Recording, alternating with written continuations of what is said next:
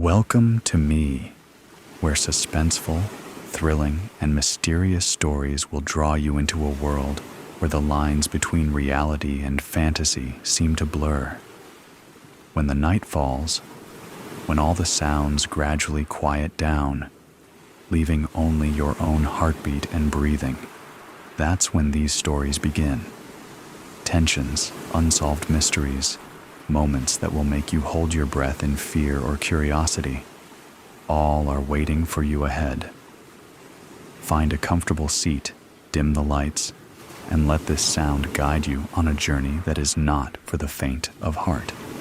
I want each of you to leave a comment sharing where you are in the world. And if you are enjoying the episodes, don't forget to give a like and subscribe to the channel now. Relax. Are you ready? If so, join me in the first story right now. The Shadow of the Past. In the depths of the hospital's darkest ward, I sat beside my grandfather's bed. The only sound, the faint hum of the life support machines. The air was heavy with the stench of decay, and the flickering fluorescent lights above cast eerie shadows on the walls. "Kiddo," he whispered, his voice like a rusty gate creaking in the wind. "I got something to tell you." I leaned in close, my heart racing with anticipation. "What is it, Grandpa?" He took a deep breath, his chest rising and falling with the effort. "I was involved in a ritual many years ago. A young woman was sacrificed, and I helped cover it up."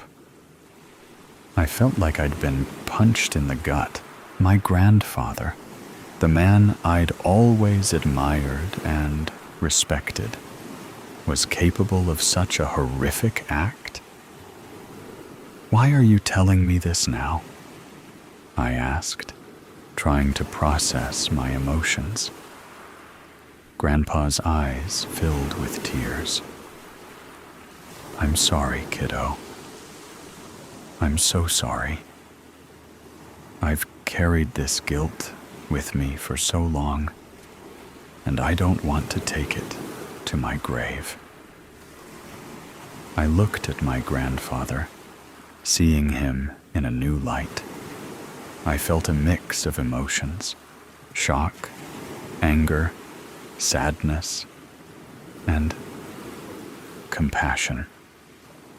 "Grandpa," I said, my voice soft, "I forgive you, but I need to ask you something." "What's that, kiddo?" he asked, his voice barely above a whisper. "Do you want me to reveal the truth, or keep your secret safe?"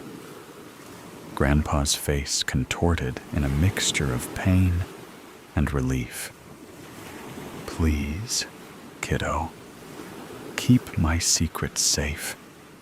I don't want to hurt anyone else with my mistakes." I nodded, feeling a weight settle upon my shoulders. "I'll keep your secret, Grandpa. But promise me one thing." "What's that, kiddo?" he asked, his voice barely above a whisper. "Promise me you'll find peace. Finally. You've carried this burden for so long. It's time to let it go." Grandpa's eyes filled with tears again, and he nodded, a small smile on his lips. "I promise, kiddo. I'll find peace. Finally." As I sat there, holding my grandfather's hand, I knew that I would keep his secret safe, but I also knew that I would carry the weight of that secret with me forever. The darkness closed in around us, and I could feel the presence of the unknown. lurking just beyond the edge of perception. I knew that I had to make a choice, to reveal the truth, or to keep the secret hidden. And as I looked into my grandfather's eyes, I knew that I would choose the latter. For in the world of shadows and secrets, sometimes the truth is better left unspoken. The machines surrounding us beeped and whirred, a constant reminder of my grandfather's mortality. I looked at him, seeing the pain and guilt etched on his face. "Grandpa," I whispered, my voice barely audible. "I'll keep your secret safe, but promise me one thing." "What's that, kiddo?" he asked, his voice barely above a whisper. "Promise me you'll find peace. Finally.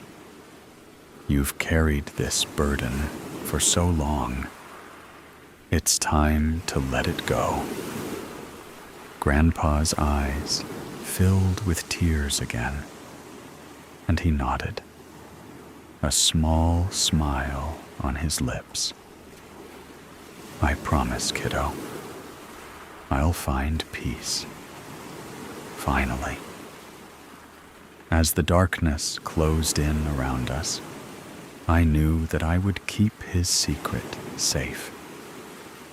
But I also knew that I would carry the weight of that secret with me forever.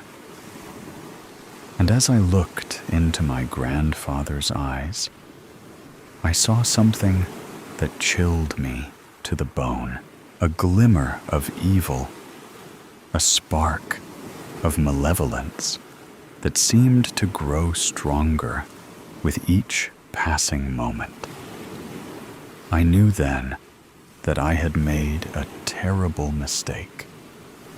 I had promised to keep my grandfather's secret safe, but I had no idea what horrors that secret might unleash. As the machines surrounding us beeped and whirred, I knew that I was trapped in a living nightmare, with no escape in sight. Here is a prequel to the story. Origins, New Orleans, 1955. Etienne Lafleur, a young and ambitious occultist, stood in the dimly lit chamber, surrounded by the members of the mysterious Order of the Red Hand. The air was thick with the scent of incense and something else, something darker. "Brothers and sisters," Etienne began, his voice dripping with conviction, "we stand at the threshold of a new era, an era of power, of knowledge, of transcendence." The members of the order nodded in agreement, their eyes gleaming with an otherworldly intensity. "But to achieve this goal," Etienne continued, "we must be willing to make sacrifices, to push the boundaries of what is acceptable, of what is human."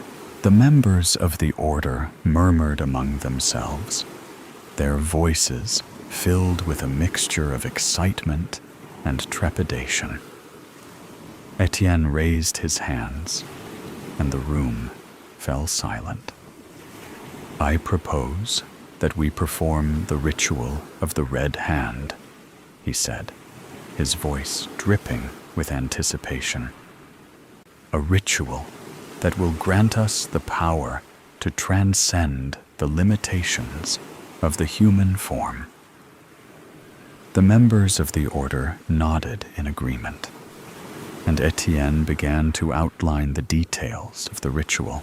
As the night wore on, the members of the order prepared for the ritual, their movements filled with a sense of urgency and anticipation. And Etienne, the young and ambitious occultist, stood at the center of it all, his eyes gleaming with an otherworldly intensity. The ritual began, and the members of the order chanted and swayed, their voices and movements building to a crescendo of power and energy. And at the center of it all, Etienne stood, his eyes fixed on the young woman who was to be the sacrifice. The ritual reached its climax, and the young woman screamed as Etienne plunged the dagger into her heart. The members of the order cheered and chanted, their voices filled with a sense of triumph and power. And Etienne, the young and ambitious occultist, stood at the center of it all, his eyes gleaming with an otherworldly intensity. But as the ritual came to a close, Etienne felt a sense of unease, a sense of guilt and regret. He looked down at the young woman's lifeless body, and he knew that he had made a terrible mistake. The ritual may have granted him power, but it had also cursed him with a guilt that would haunt him for the rest of his life. And as Etienne walked away from the ritual chamber, he knew that he would never be able to escape the shadow of the past. The above story ends, but the suspense and thrill have never stopped. Right here is another equally interesting story. Please continue listening. Seeking Fair Lady. No matter how much she fussed with her blonde locks, Lady Charity Farnsworth cast a blue, deviled countenance before her boudoir mirror, so could not achieve a desirable outcome. She finally relinquished the brush, tossing it to the makeup-strewn vanity as she thought to herself, "Whatever am I to do? My father has forbidden me to ever entertain my beau, Sir Riley, in any genteel ton company henceforth. He doesn't understand the depths of our love for one another. What is the point of attending yet another tea or ball in pretense of making a match, when in my heart of hearts the perfect match already exists? There is none other I would ever want to be yoked to. Why can't Father forgive our innocent indiscretions in the garden and offer Sir Fenwick another opportunity to win his graces? So what if he saw us kissing? Giving up, she flung her arms out wide, then buried her face in her hands as she sobbed. Presently, a cautious knock sounded at the door. "Oh, Charity, dear," came the voice of her father. "Let me in to see how you look. You'll be meeting some exciting, eligible bachelors tonight. You must be ready. It is time to be going." "Oh, one moment, please. Be right there." She slipped a silky robe over her shift and opened the door. "Charity, where is your maid? You are not near ready to go, and your face is a disgrace. Whatever is wrong with you?" She couldn't help herself. She encircled his neck with her forearms and cried on the shoulder of his wool spencer, smearing it with rouge.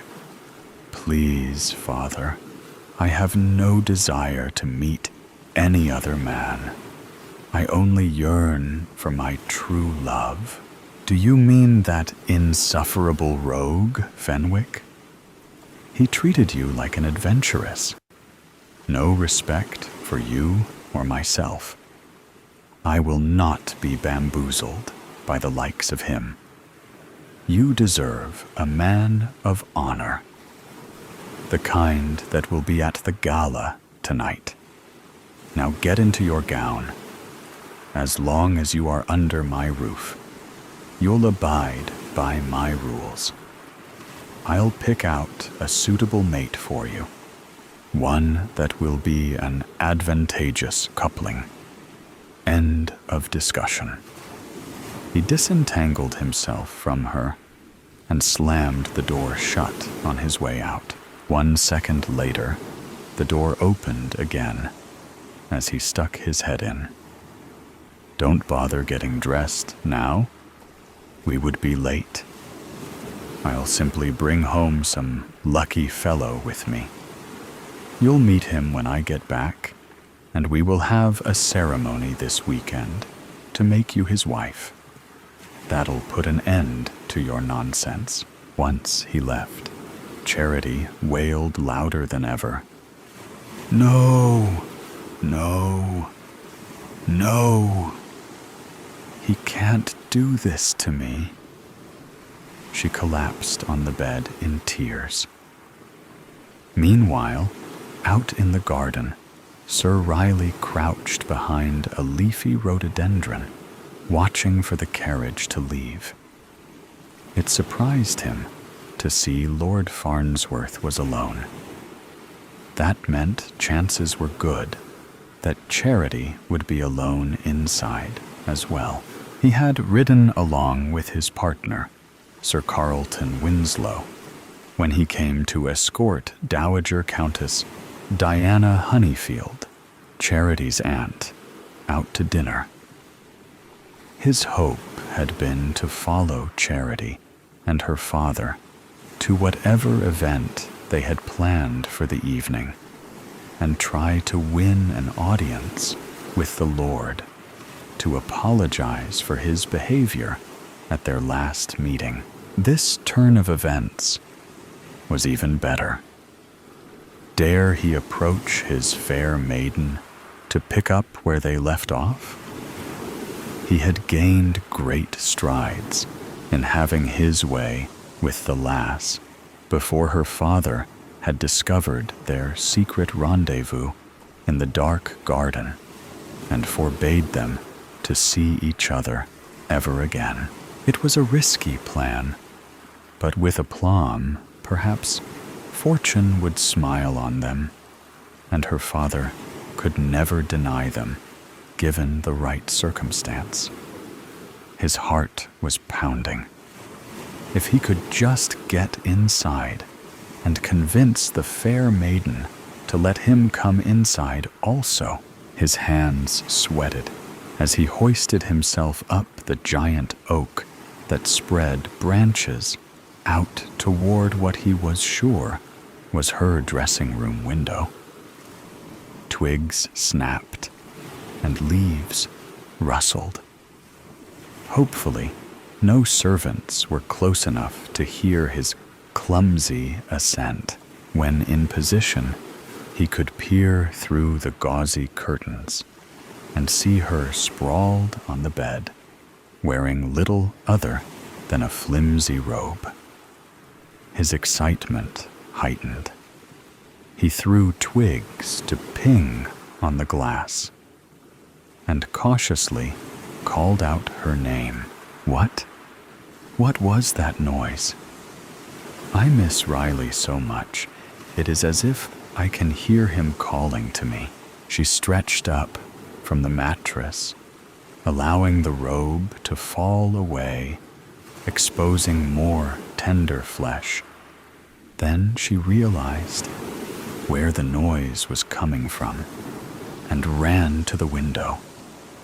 She couldn't get it opened fast enough when she saw her love clinging to the branches. Soon he was within her grasp, and they clung to each other.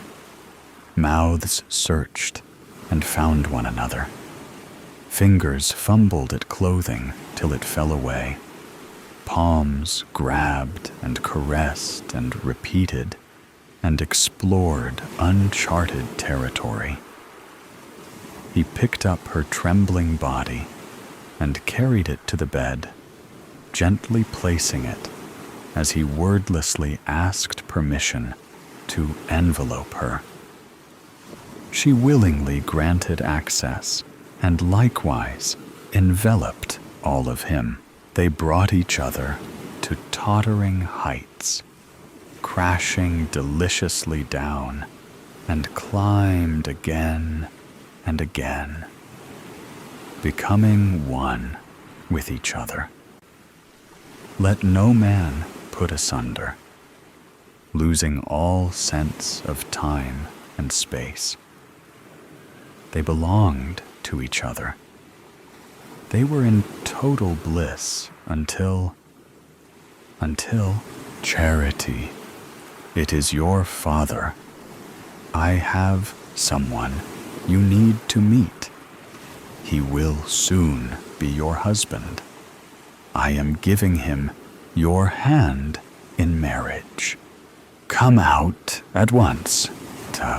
Charity wilted in Riley's arms. You mustn't be caught in here. He'll kill you. Then he'll kill me. Slowly.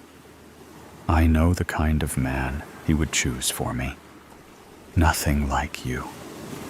Climb out, please, she whispered. I'll not give you to another man.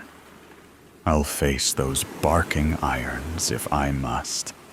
But you belong fully to me now. We've been caught red-handed, but we've done nothing wrong. No apologies anymore. I'll make you an honest woman. We'll visit the Amen curler tomorrow. We love each other. Your father has to see that now.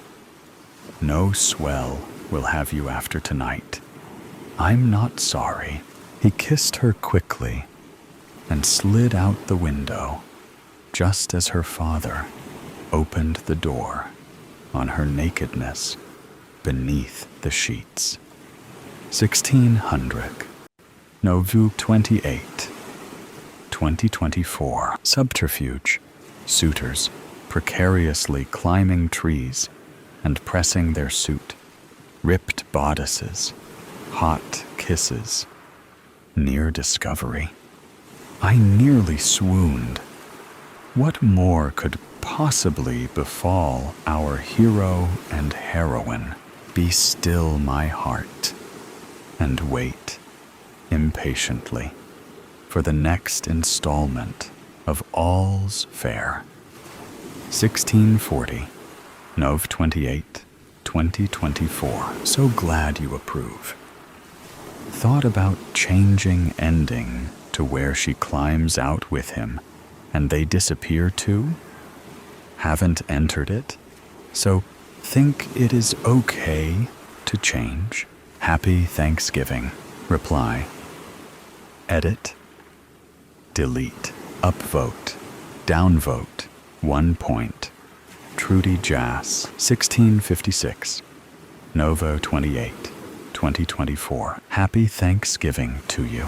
You could have her slip out before she meets what's his name, or in the day or two before the wedding.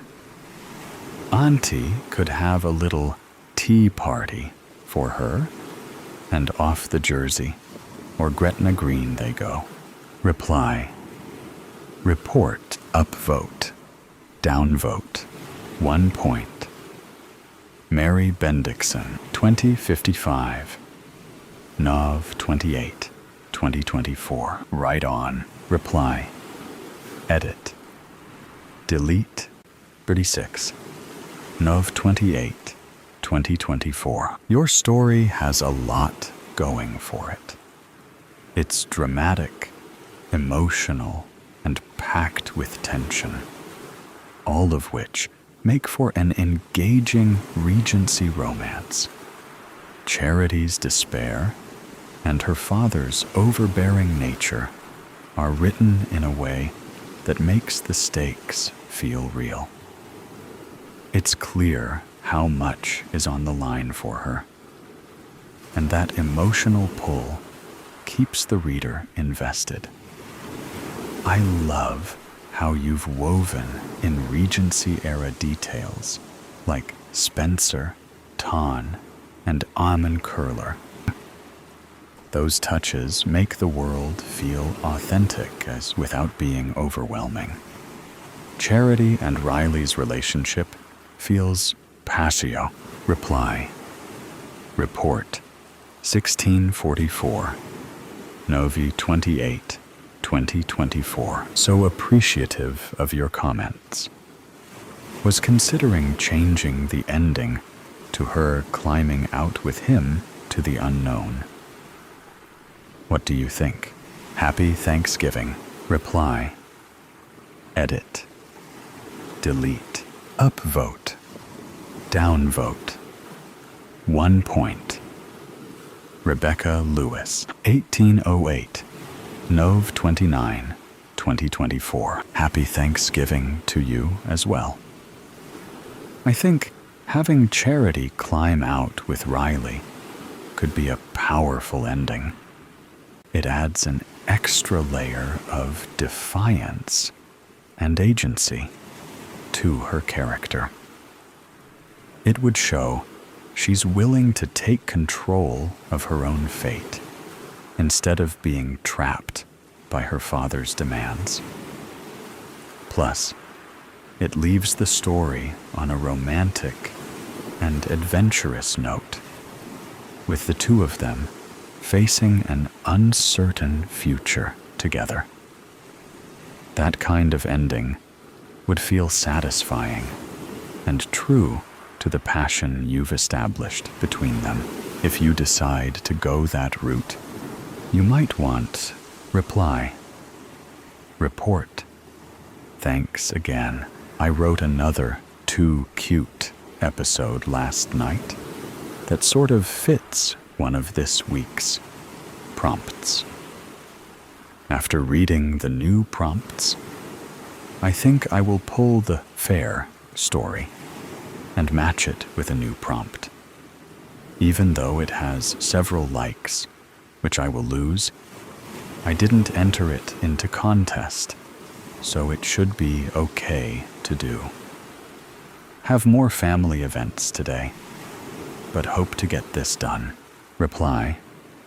Edit. Delete. Upvote. Downvote.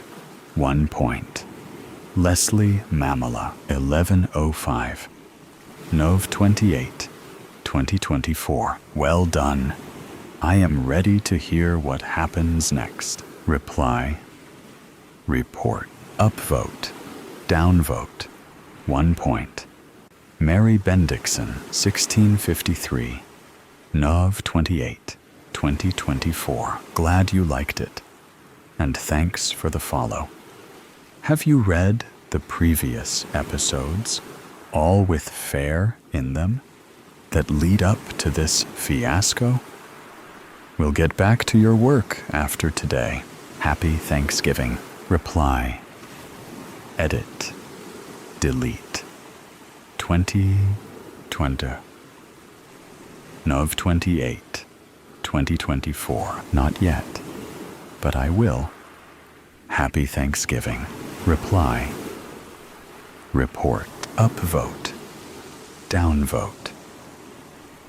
1 point. Thomas.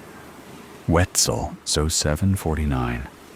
Nov 28, 2024. Your writing is so sophisticated, I can barely understand half of it. I just know it's awesome. You are so good. I'm gonna go watch every episode of Downton Abbey, and then come back to reread this and see if I can actually appreciate it like an intelligent adult. Happy Turkey Day. Reply. Report. 1649. Novi 28, 2024. Gobble, gobble to you too. I don't know about sophisticated, I am only winging it on this ton stream, but glad you like it. Reply. Edit. Delete. Upvote. Downvote. 1 point. Lady Coretta. Stevenberg. 0502. Nov 28, 2024. Always a good read. Reply. Report. Joe 533. Nov 28, 2024. Thank you. Reply. Edit. Delete. Upvote. Downvote. 1 point. Alexis Araneta. 1748. Nov 27, 2024. An adorable continuation of your series. Lovely work. Reply. Report 1931. Novi 27, 2024. Thank you. Do you think of this as the finale, or does it go on? Reply. Edit. Delete. Ambition. Arms up, the man said. A smile touched my lips, and I did as I was told. I knew that I'd fucked up. There was no denying it. This meeting was a formality, not a death sentence. I lifted my arms lightly above my head.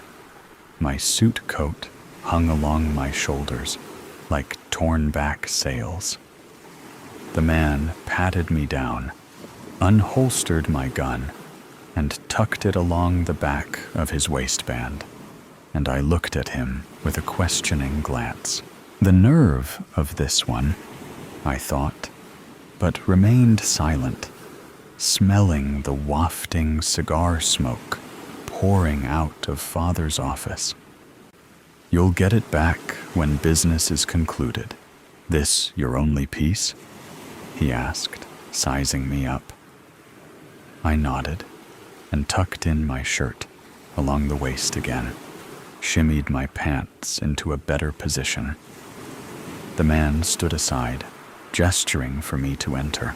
My hand wrapped around the brass doorknob, and the thick wood creaked inward. And all at once, the smell of Father's cigars hit me harder than a ton of bricks. My eyes watered. Making my way inside through the haze reminded me of the night we went down to the docks to pitch the body of Lenny Chesnetter over into the dark water. Not me, Lenny's voice echoed in my mind. I didn't do nothin'. I swear it.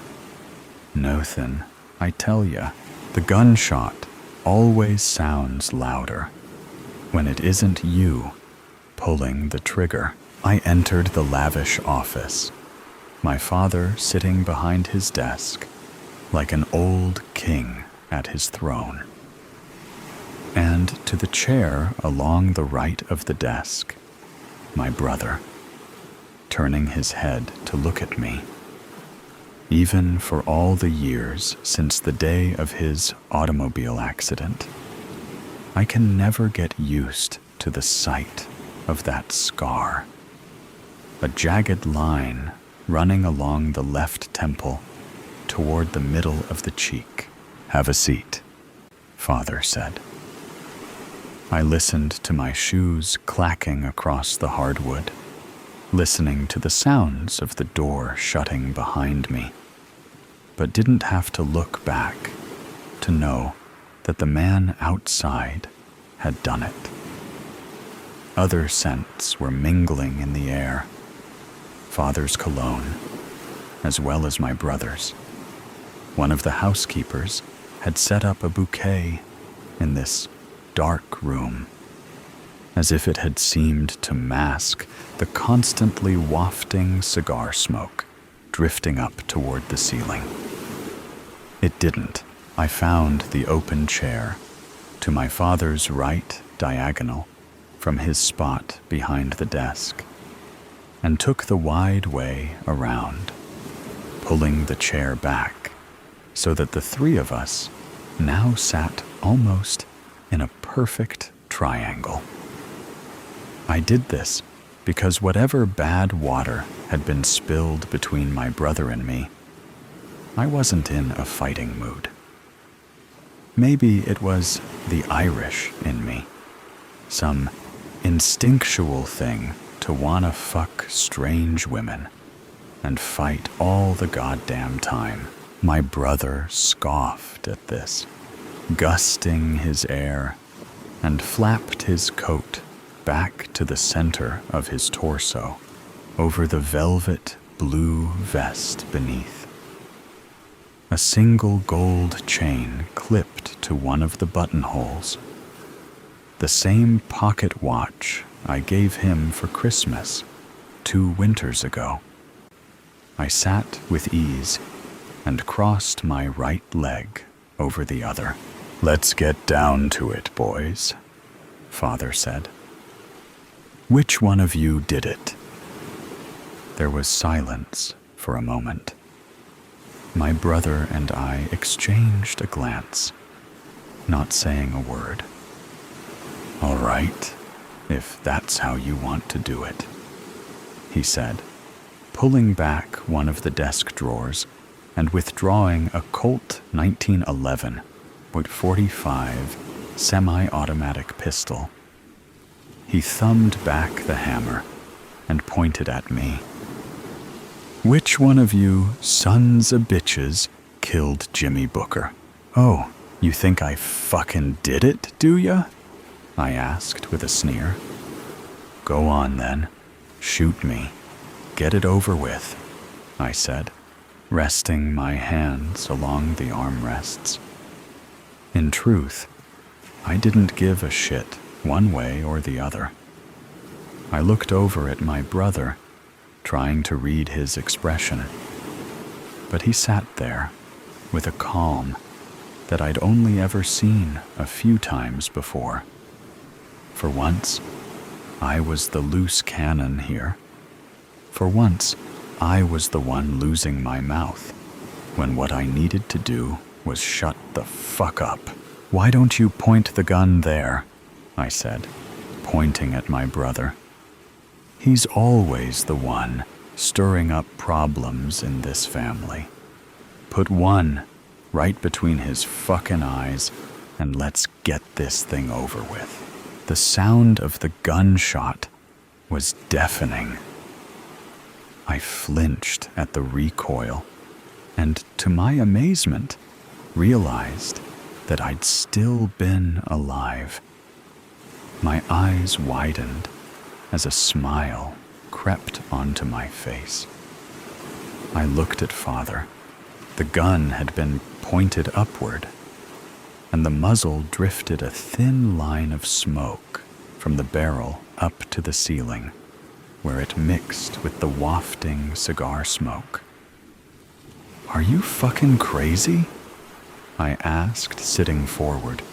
My foot dropped to the hardwood floor with a thud. "You know how many coppers walk these streets?" I asked, squinting at him. "I own the cops," Father said with a smile, and set the gun down atop the desk there, where it sat pointing between both of us, and not at one of us in particular. Father picked up his cigar and gently rounded the ash from the lit end, brought it to his lips where he bit down lightly, perching it along the corner of his teeth. "I'm gonna ask you both again. Which one of you did it?" he asked, drawing on the chewed bit of his cigar, with a wash of gray smoke drifting down from his parted lips. His wrinkled eyes studied us one by one. "Does it matter?" my brother chimed in. "That guy was a crook. Bookie or not, he's been stealing from us for years." "Not us," he said. "From me. And I know that he's been doing it. But what both of you don't know is that Jimmy Booker has been fixing bets for the better part of the last 2 decades. It was only a matter of time before we took the hammers to his kneecaps, but I would have let him live. You smug prick. Father leaned forward and stared at brother. Scraps. That's what he took from me. Scraps. Like a dog. And one of you 2 numbskulls whacked him before I could set him down and get the truth out of him good and proper. Father sat back. Besides, nobody gets snuffed out in this town without my saying so. Not even my dumb fuck petulant rat children prancing around like they're doing the Lord's work. Is that what you thought you were doing? The Lord's work? He slammed his fist down along the top of the wooden desk, killing a man in broad daylight. 2 days before the race of the fucking century. He stood quickly, the chair behind him falling back as he towered over the desk in front of us. Do you 2 idiots have any idea how much fucking money I was going to make off of that race? 55 large, I said. I knew I'd seen the books. How much money did you take him for, anyway? Father asked, pressing his knuckles down along the top of the desk. How much money did you recover from Jimmy's safe? All of it, I said. How much? He asked again. His pupils were so large that you couldn't see the blues there anymore. Only the blackened coals for eyes where color had once been. We're wasting time, my brother said absently. He had begun running his fingers along the scar across the left temple beside his eye. He did this, of course, an old gambling tell of his, when he bluffed. We had another bookie lined up, south side, Giovanni's man. My father was stunned into silence. He turned and picked up his expensive leather chair and set it upright once more, collapsing into it. Let me get this straight. You killed my man so that you could use the Italians. Do you think because we have some truce with those Goombas, you can take out one of our own and fix bets with another organization? Looks like you boys are trying to run this family. Father rubbed his eyes, his cigar still perched in his teeth along the corner of his mouth. He breathed in deep, the cigar cherry lighting up the inside of his palm, and he pulled it from his lips, curling an index finger around it, wet and gnarled. His hand perched along the armrest, a thick line of smoke wafting from the end of the half-chewed cigar. You boys will be the death of me, he said with his eyes closed. He turned to look first at my brother and then at me. What gave you smartasses the bright idea to fix bets with the Italians? My brother glanced at me and then back to Father. Because it's our time to move on their territory. The Italians are weak. They lost 3 good men to bank robberies, another 2 to the bombing last month. My father's eyes glinted. Between the 3 of us, none of us saying the thing there beneath the surface. That father had been orchestrating the bombings. There had been dozens in the months past. He'd been killing off the Italians from whatever shadows that he'd been operating in, beneath the guise of a truce all this time. The bombs that had been planted, the coppers tipped off about the bank robberies, was only a fraction of the work that had been done. Explosives were planted in engine rooms, aboard steamers, docked in Boston Harbor. Prized fighters dying suddenly from arsenic. There was a level of depravity not spoken of within this room, and between the three of us, nobody had said a word. "Why, Jimmy?" Father asked. "Why in all of this did you take out my very own fucking bookie?" I sat forward, an elbow cocked behind me along the armrest. Because Jimmy wasn't who you thought he was. I stared across the desk.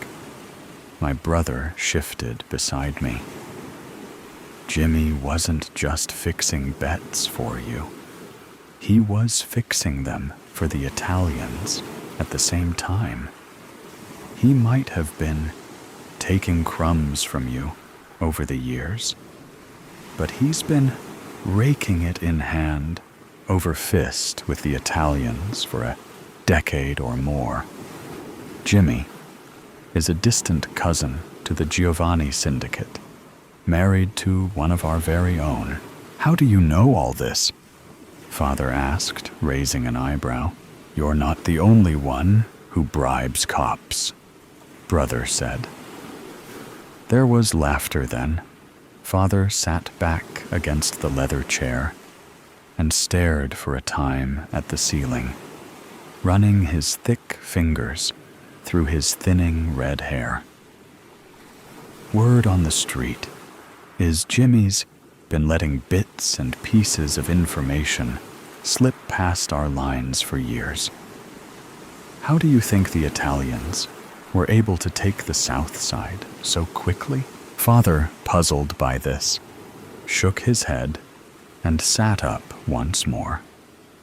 He centered himself behind the desk and laced his fingers. He seemed to know without knowing. "What do you suppose we do about all of this?" he asked, looking at me. I looked at my brother, who finally smiled. "We know the name of their horse," Brother said. "Consider it a parting gift from Jimmy." The next day had been one of the fairer ones of the season, almost pleasant. The sun was shining brilliantly overhead. I squinted through my tinted glasses, my cap tucked low over the eyes. I stood in the open air, smelling the vibrant scents of the women in attendance all around, their floral dresses puffed beneath the small of their waists like delicate flowers, concealing something even sweeter there beneath. My eyes moved across the sea of faces there, the onlookers waiting for the next race to begin, and with the gunshot that rang out, a few around were startled. But the next round of horses were padding down the track. Our horse wasn't among them, but was the next to follow.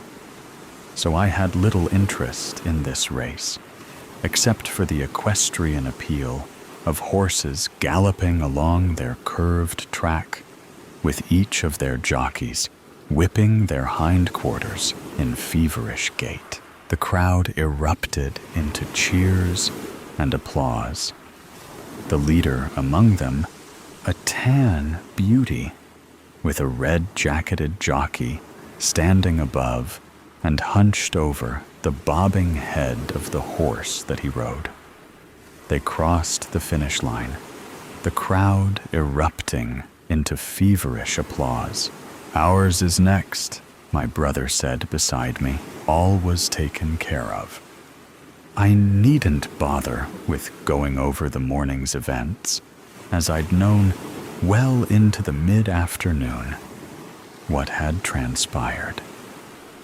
Giovanni now lay along a cold slab downtown, the mortician sifting through the gunshot wounds that had been inflicted by the Tommy guns that took out their entire entourage as they approached their prize-winning horse, named Winn-Dixie. Our man inside had seen to poisoning Winn-Dixie with enough tranquilizers to kill a horse, to pun, but we'd be there to watch it as it happened. The horses had left the track, their riders collecting their wreaths of flowers before padding along the high walls to adoring and cheering fans. "You're certain it's been taken care of?" I asked, looking at him, my eyes trailing over the scar along the side of his face. "It's done," he said, without looking at me, feeling my eyes running along the course of that jagged line. I focused forward once more. "Father will be pleased," I said. There wasn't anything else to say. This was the first in many events moving forward. The decision that we were consciously making in a coup to take out our flesh and blood and run the organization the way that we saw fit. The world was moving right along beyond the cozy place that Father had built and remained. This was the world of the steam invention, industrialization, changing political landscapes, and even grander concepts that eluded Father. It seemed that in just an evening's pass, the world had left him there, a fossil amongst the living, and that no world would welcome his old ideals and aging perspective.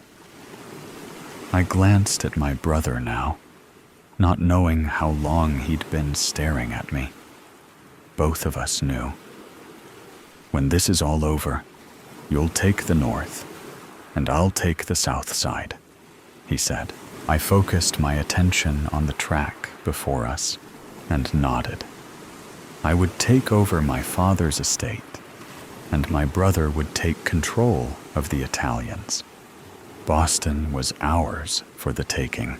There was a long pause between us, waiting for the next race to begin. A stir of excitement amongst the onlookers.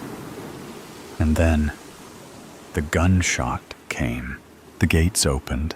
Our horse, Lil Red One, roared past the others, but at the third gate, Winn-Dixie trotted forward in hopefulness, keeping a fair speed at first, before arching its head backward and falling onto the ground, with its back legs splayed as it rolled to its side, knocking its rider from its back.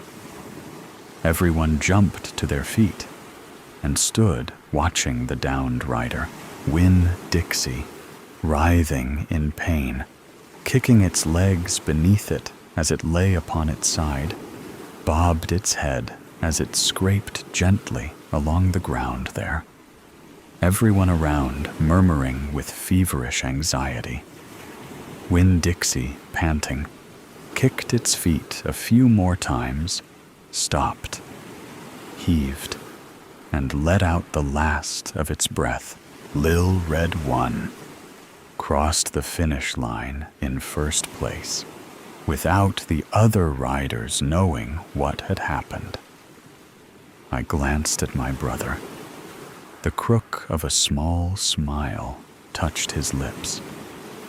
I looked back to Winn-Dixie, forgetting all about our own prized horse winning the race, and stared with wide eyes in horror at the fallen stud with his rider knelt beside it. One small hand rested along the rib cage of the dead animal. "That settles it," Brother said. He turned to look at me, and I to him, finally, forcing my eyes from Winn-Dixie. "Pleasure doing business with you," he said, extending a hand. I shook it, feeling the embrace of my brother there amongst a crowded bandstand of race enthusiasts.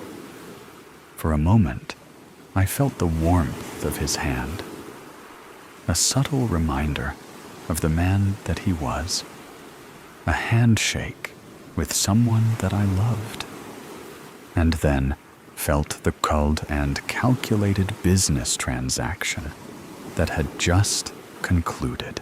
"Till we see each other again," I said. We parted there. He took his leave and mingled with the crowd beyond, making his way down the steps, rounded the corner, and was gone. That was the last time that I'd spoken to my brother aloud. Not long after the events of that day, my father had been fatally stabbed to death late one evening. Of course, this was part of the plan all along, though I had never been the one holding the knife.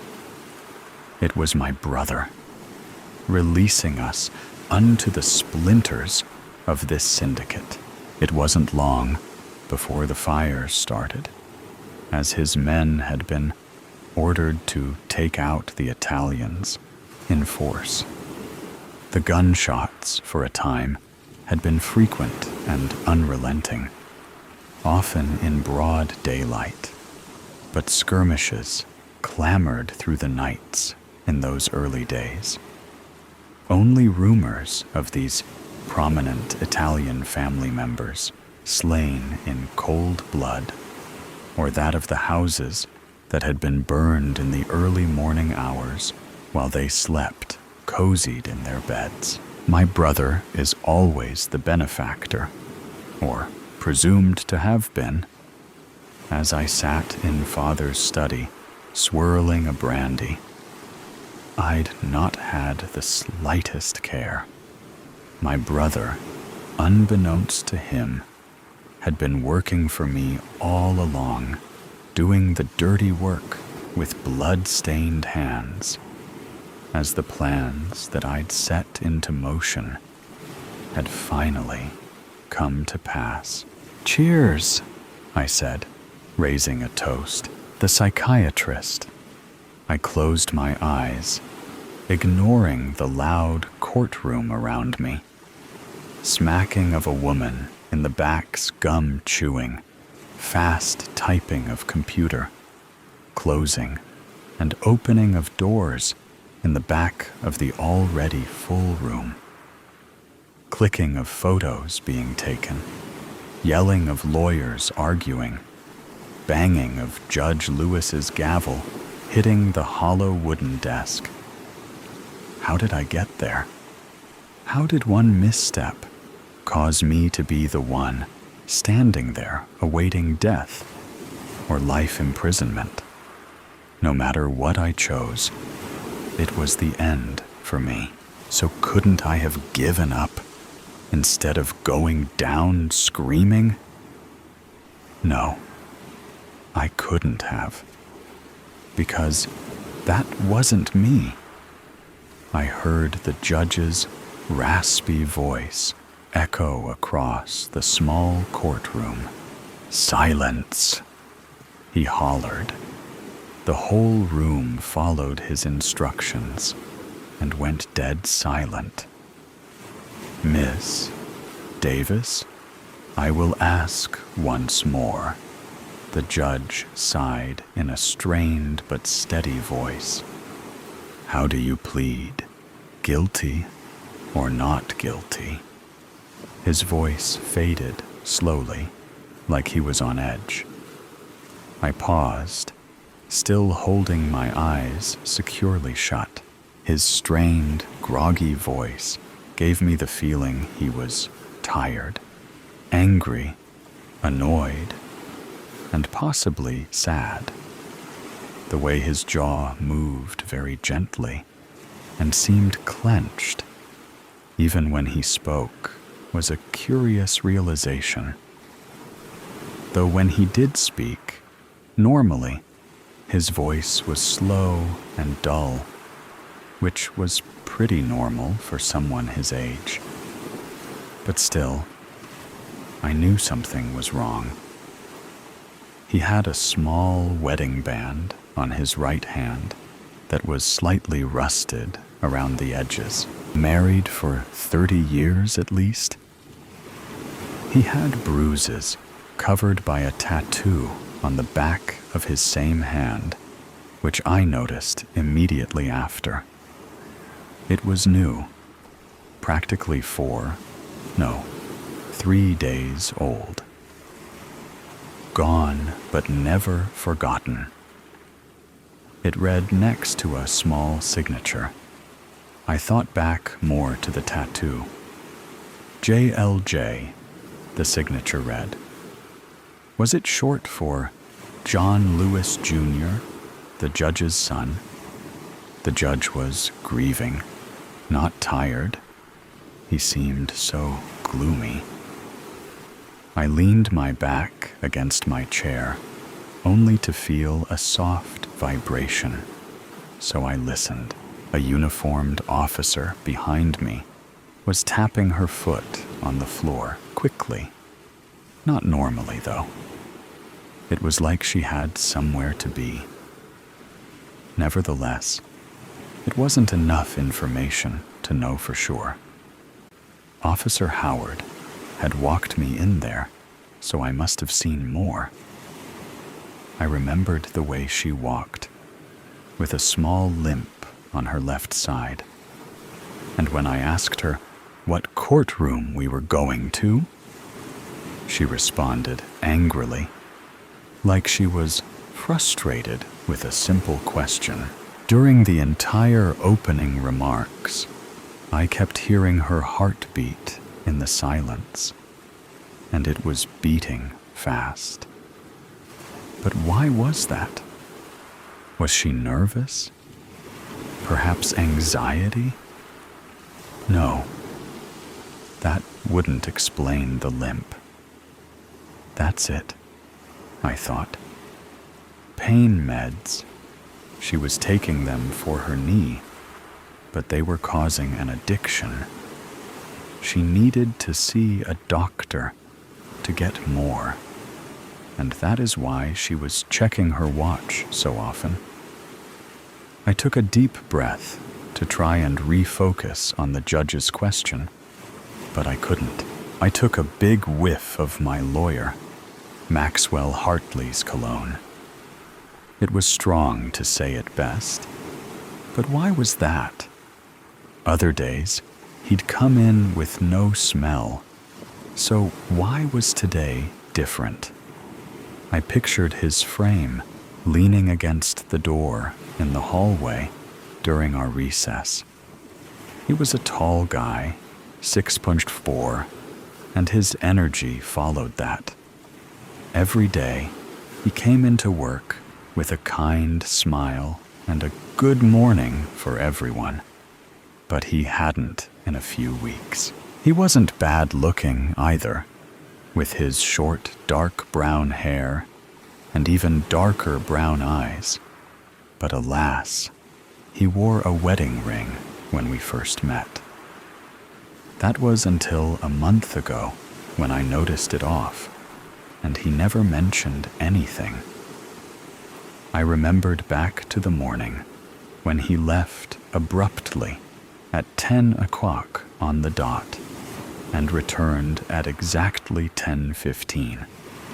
Later, at around 1 o'clock, he did the same, and came back at 1:15 again.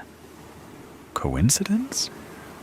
No, nothing in our world is. So, what could he be doing that took 15 minutes? Immediately, a conversation I had with my therapist friend came up where she mentioned 15 minutes on the phone talking about common interests is an exercise for troubled couples. This means that Hartley was having marital problems. The judge coughed, and I jumped. I regained focus and slowly opened my sore eyes to adjust to the light. Shouldn't have I just ended this? Stopped at all the suffering I caused everyone, and just admitted to it. They all have places to be. So why couldn't I just say, yeah, I did it? 4 stupidly simple words I couldn't get out of my mouth. Why didn't I think I did anything? I did. I killed so many people. I can admit it now. But what was wrong with me then? I'm a psychiatrist. I should be able to tell what is wrong with people with the slightest movement. But in this case, I can't, and I don't know why. The entire trial, I had no feeling in me. It's like I was turning into someone else. I felt no remorse for killing 17 people. And yeah, sure it was out of my hands. But I still was caught red-handed prescribing medication people never even needed just to make a profit. I just don't understand it all. I have studied the brains, body languages, and emotions of thousands of people for most of my life. Yet somehow, I can't find out why or what happened to me. I was a good person before all of this. I had friends, an amazing career, a life, and a family. So how could one bad decision make me want to drive that all away? The answer, you may be wondering, I will never be able to give. I shot out of my chair fiercely. Not guilty, Your Honor. The whole courtroom gasped out loud. I plead not guilty. Just when you think all the weird stuff has been told, the next story will make you think again. Confessions of the Wicked. Trigger warning. This story contains mentions of suicide, murder, SA, and drug abuse to whomever it may concern in the future. I must confess, Lisa clutched the letter tightly in her trembling hands, her heart racing as she tried to process the words before her. Each sentence felt like a distant echo, her mind struggling to comprehend the reality they presented. The ink on the paper blurred into a haze as she stared at it as if it were a passage from a dramatic novel rather than a message meant for her. One shaky hand dropped to the desk, the wooden surface cool against her palm, while the other instinctively covered her mouth in a futile attempt to stifle a gasp. A powerful wave of dread surged through her, leaving her muscles taut and aching with anxiety. Feeling an urgent need to escape the suffocating atmosphere, she pivoted on her toes, her breath coming in quick, shallow gasps, and made a fast beeline for the door, desperate to put distance between herself and the shocking revelation contained in that letter. Her mind raced wildly, grappling with the cruel reality of working in the very prison where her brother had been a devoted inmate for the last 10 years.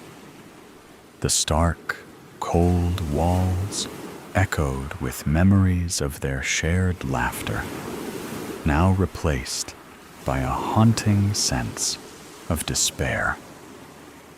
Every day, she poured herself into her work, driven to the brink of insanity as she navigated the complex legal system, desperately seeking a way to free him. Yet, in the quiet moments, a dark shadow loomed over her thoughts, the chilling possibility that all her efforts might still fall short in saving him from the fate the letter she held had predicted. She remembered the moment she first heard about her brother's arrest in South Korea, a wave of despair crashing over her.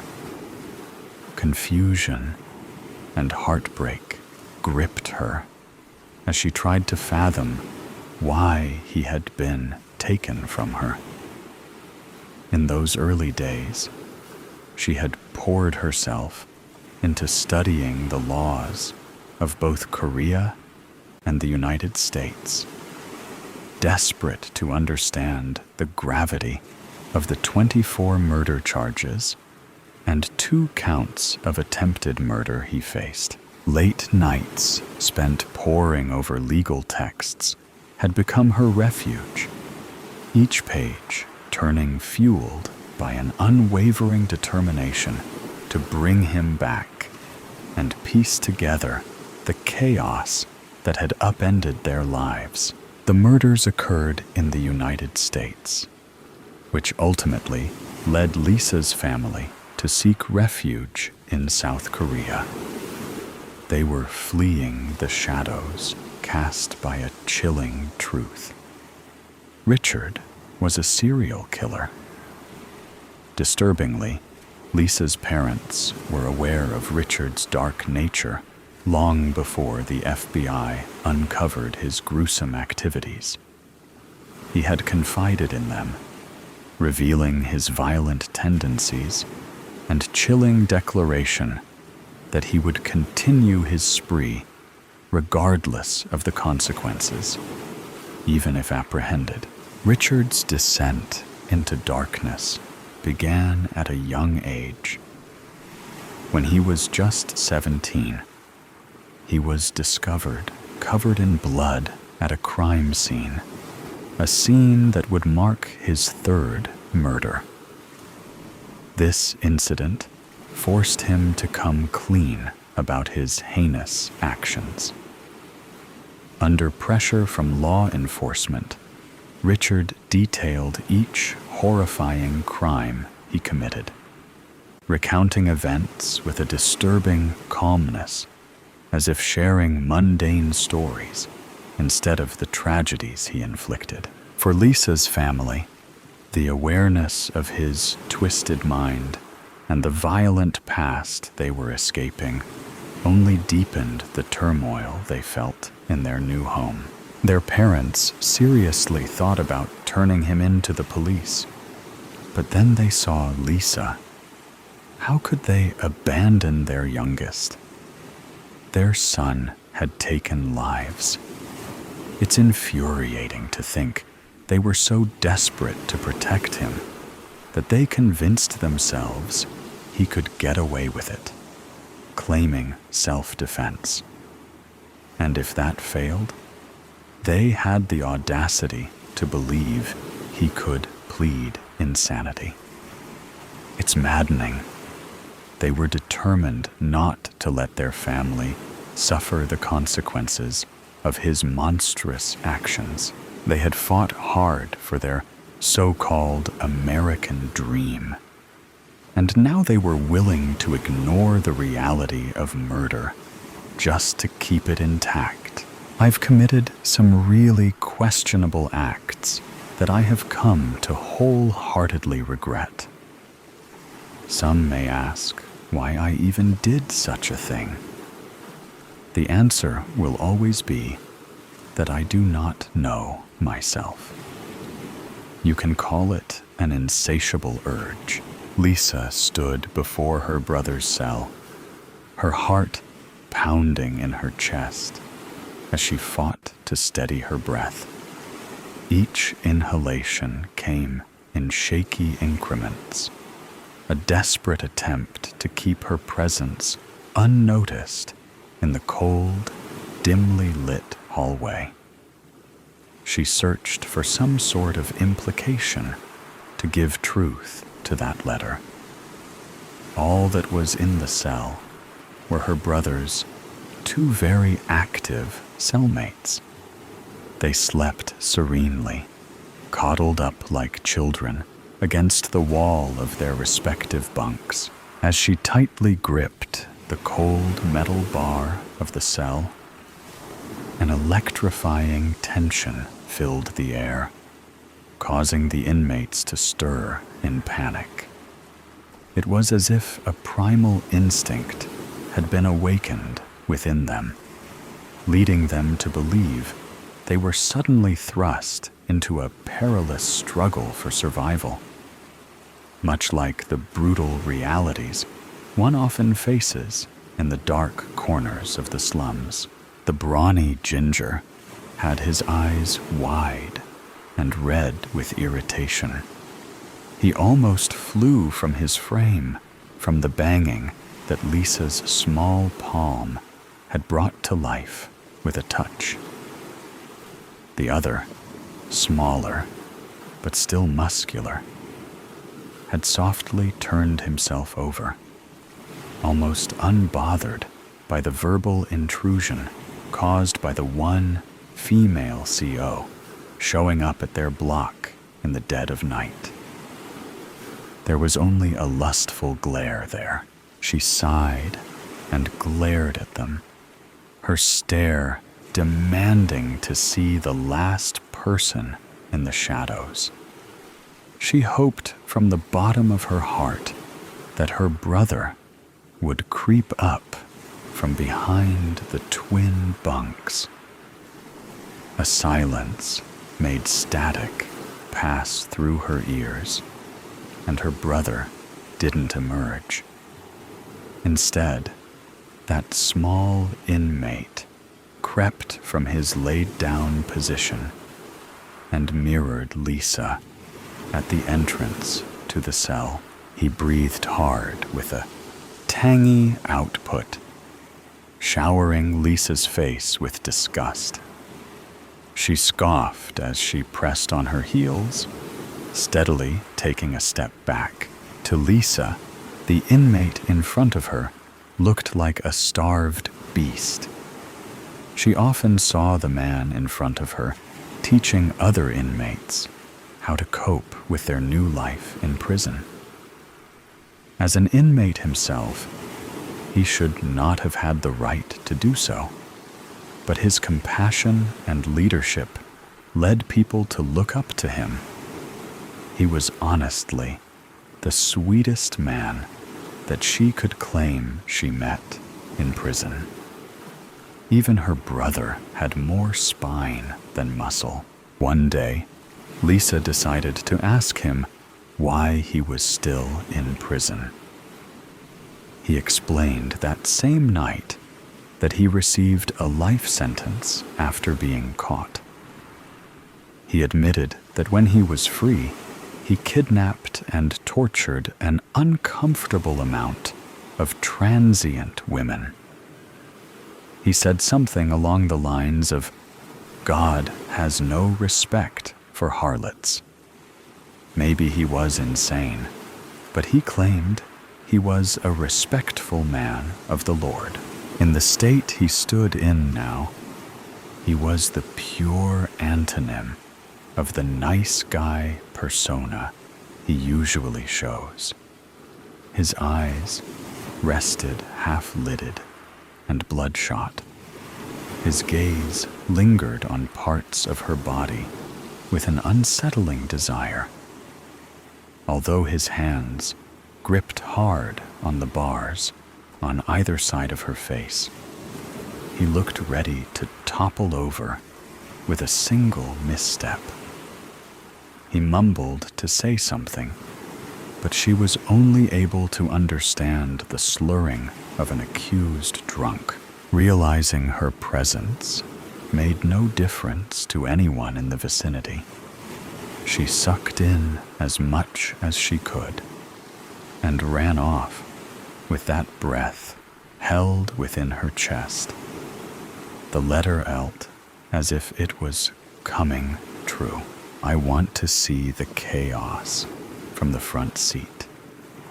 Such a massacre has been my dream since becoming a person of power.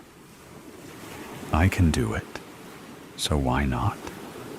For 25 years, I have gotten away with enough wrongdoings to make the boy I'm killing tonight look like a saint.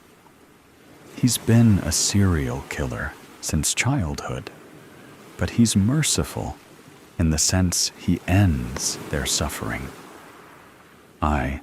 However, Lisa rushed through the halls with her hands clasped around her keys.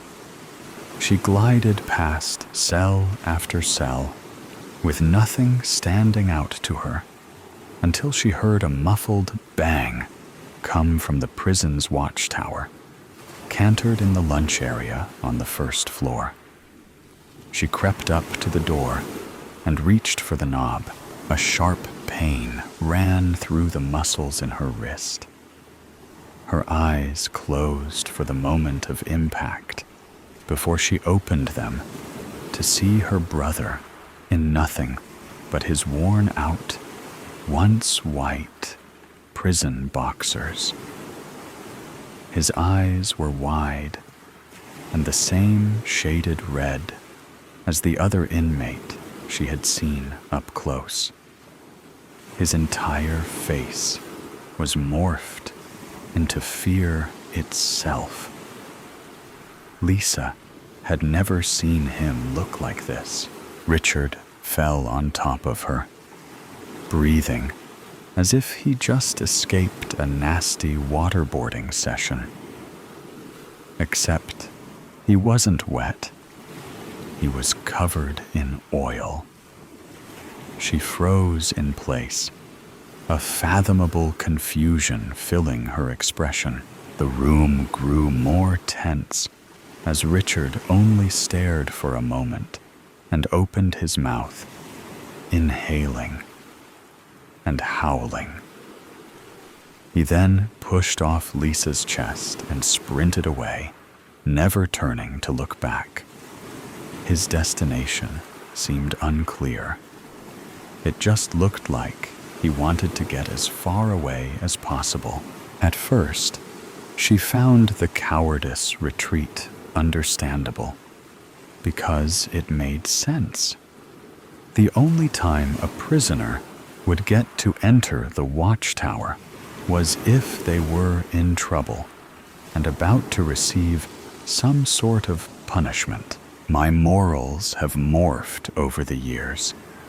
I'm not an old man going senile. I have come to embrace the cruelty I wish to inhabit, although I still recognize that this is wrong. I want to watch the hell burn from its core. I understand that this is an unforgivable madness. The ending of the letter resurfaced in her brain as the warden walked out from the shadows of the tower. He smiled widely, towering over her in uniform pants and his uniform boots. He lifted his hand with his gun pointed to his head. She stared in horror as her brother's howling continued like a dog whistle. Before she could catch up with herself, the gun was fired and a bullet went straight through the warden's skull. So I write this letter to let you know that I will be taking my own life after have fun. And I take the boy's. His body fell limp, and the alarms finally took away her silence. She stared at the body, and the next 4 hours of her life passed in a blur. She was taken into emergency care and treated for substance abuse, just like everyone else in the prison. Even though she had accidentally saved her brother's life that night, it was already too many deaths, too late. The world had already been spoon-fed the confession of the wicked. One last thing. The room was dim, filled with the soft beep of machines and the sterile smell of antiseptic. The air, thick with the weight of illness, seemed to hold its breath, as if the world itself knew that something important was about to happen. Outside the bedroom, the sun had begun to set, casting shadows across the walls. Little did I know that this would be our last conversation. I sat at the edge of my sister's bed, watching her sickly form. My once strong sibling was now bedridden. She was barely recognizable under the thin hospital sheets. The illness had taken all of the color from her face. The pain had made her quiet. Her usual loud laughter was now replaced by a smile that barely reached her eyes. It had been months since the doctors had said there was nothing more to be done, but I'd clung to the hope that she would get better. Hope, I had come to realize, was a luxury we couldn't afford anymore. I saw my sister every day after work. I would talk to her about everything that happened at work and some family gossip. I shared some jokes with her, even though I knew she wouldn't or couldn't respond. The hospice nurse said to expect her transition any day, but honestly, I didn't. I just wanted my oldest sister back. But nothing surprised me more than what she said to me one afternoon. She turned her head towards me and opened her eyes. She grabbed my hand as she tried to get the words out. "Claire," she said, her voice cracking. "There's something that I need to get out before I die." I leaned closer, trying to ignore the pang of anxiety that tightened my chest. "What is it, Jean? You can tell me anything." She squeezed my hand, her grip surprisingly firm for someone so weak. Her eyes held a gleam of urgency that I hadn't seen in a long time. "I got to get this off my chest. It's bad, very bad. You will think that it's something terrible, something unforgivable." I stared at her, not sure how to respond. The words felt like a weight pressing down on my chest. I had always known my sister went through something dramatic when I was away at college. Our parents and grandparents never told me what it was because they wanted me to focus on school.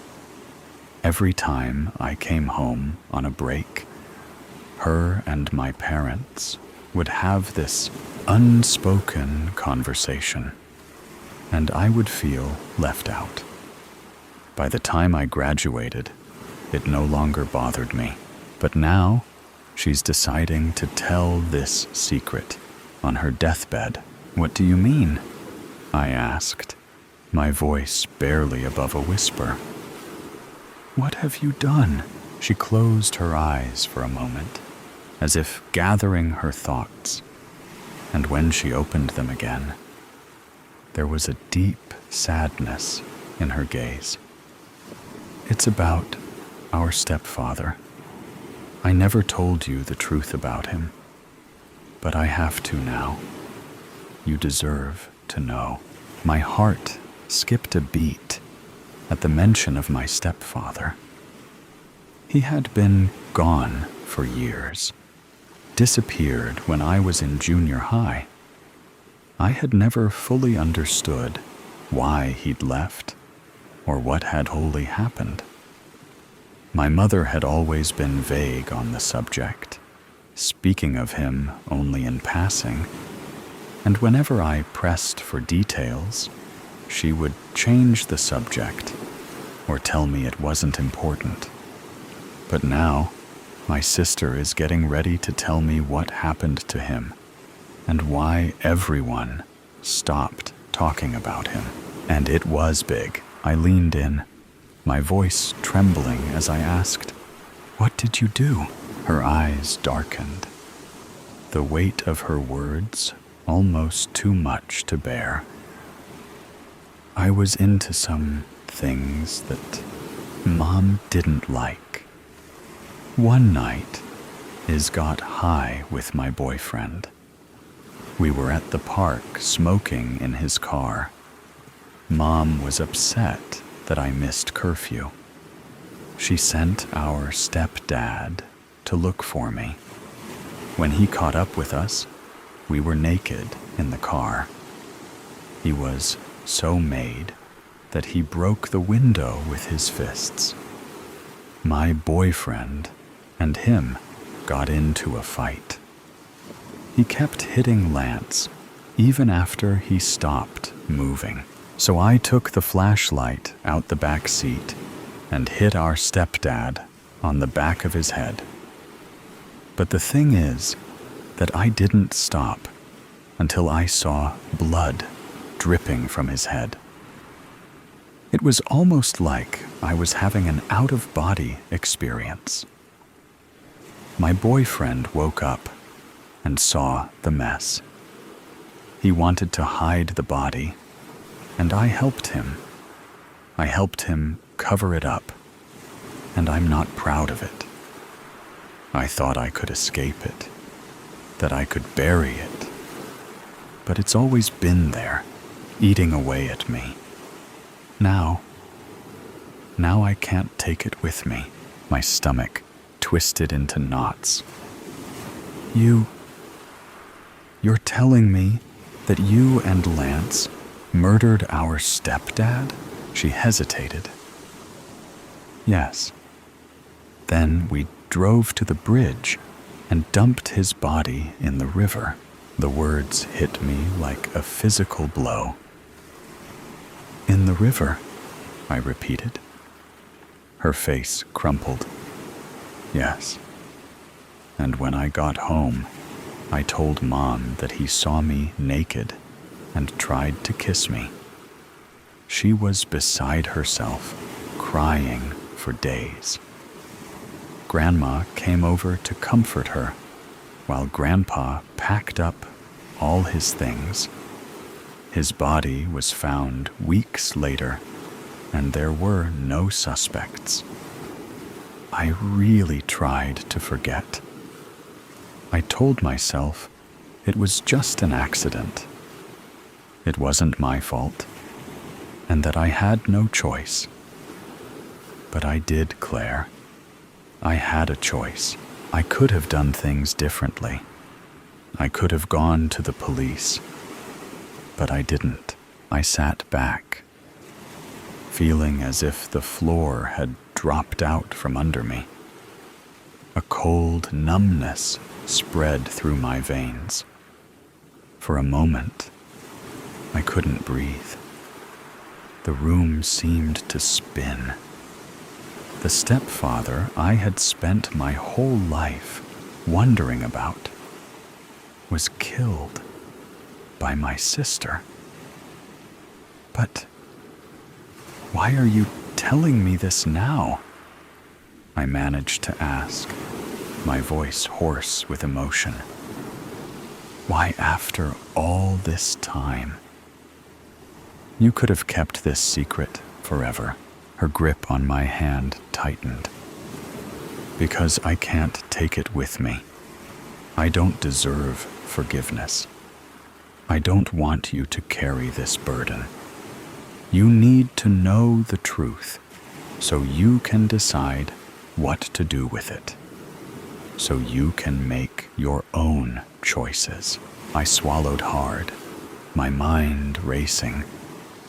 The weight of her confession pressed down on me. My sister had kept this secret for decades, burying it deep inside her. And now, with her life nearing its end, she was leaving me with it. A secret too big, too dangerous to keep. A secret that could destroy everything I thought I knew about my family. The machines in the room beeped in time with her slow, labored breaths. I watched her, this woman who had once been my best friend, now reduced to a shell of the person she had been. And in that moment, I realized something. I wasn't just deciding whether to reveal a secret. I was deciding what kind of person I wanted to be. In the end, I didn't know if I would ever be able to reveal the truth to the world. But for now, the secret is staying with me. The next story will begin now. The Inheritance.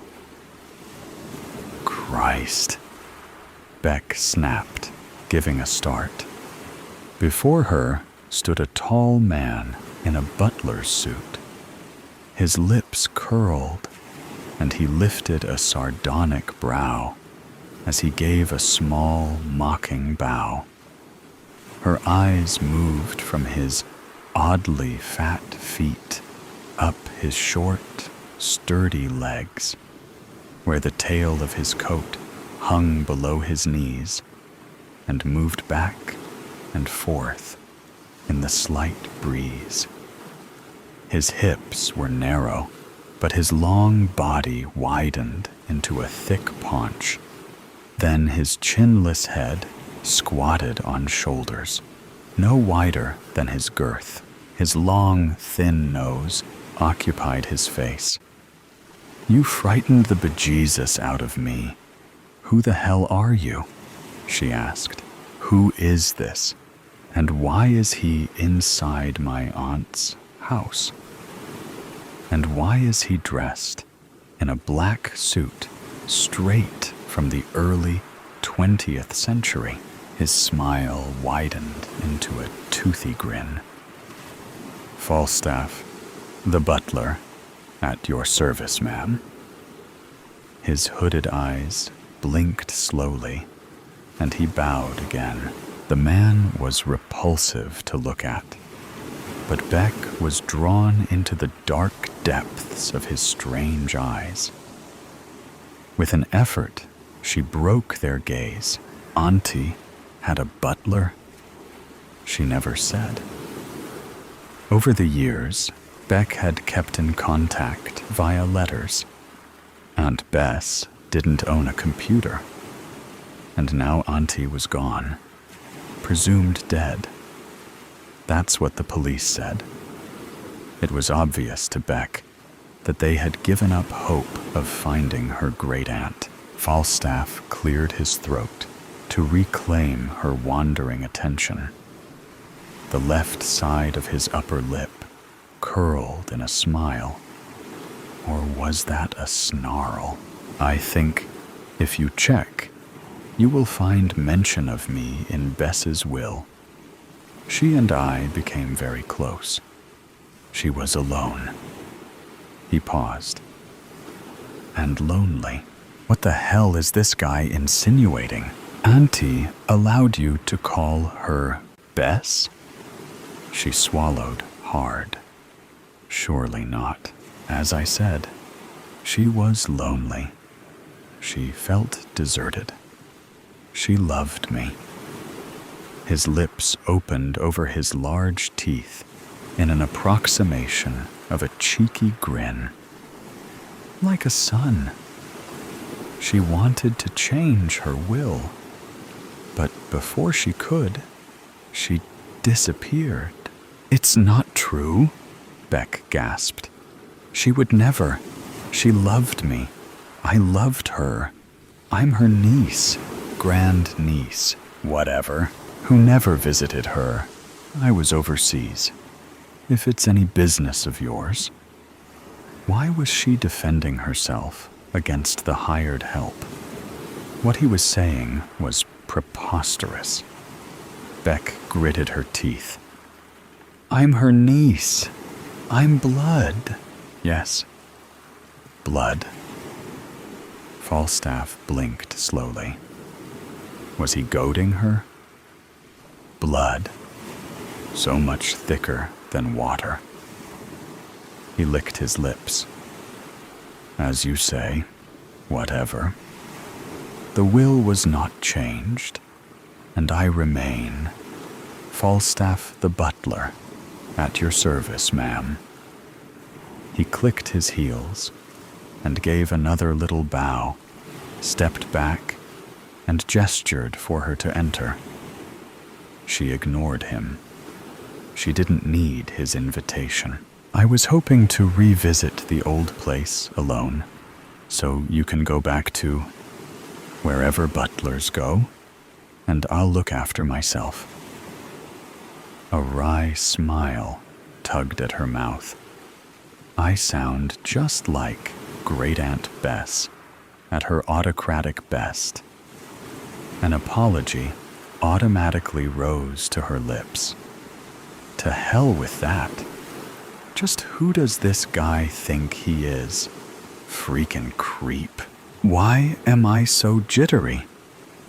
Her tongue flicked out over her red lips, but she kept her gaze steady. The house is mine. Falstaff's smile disappeared. His nostrils flared, and his coal-black, unblinking eyes stared down his long nose.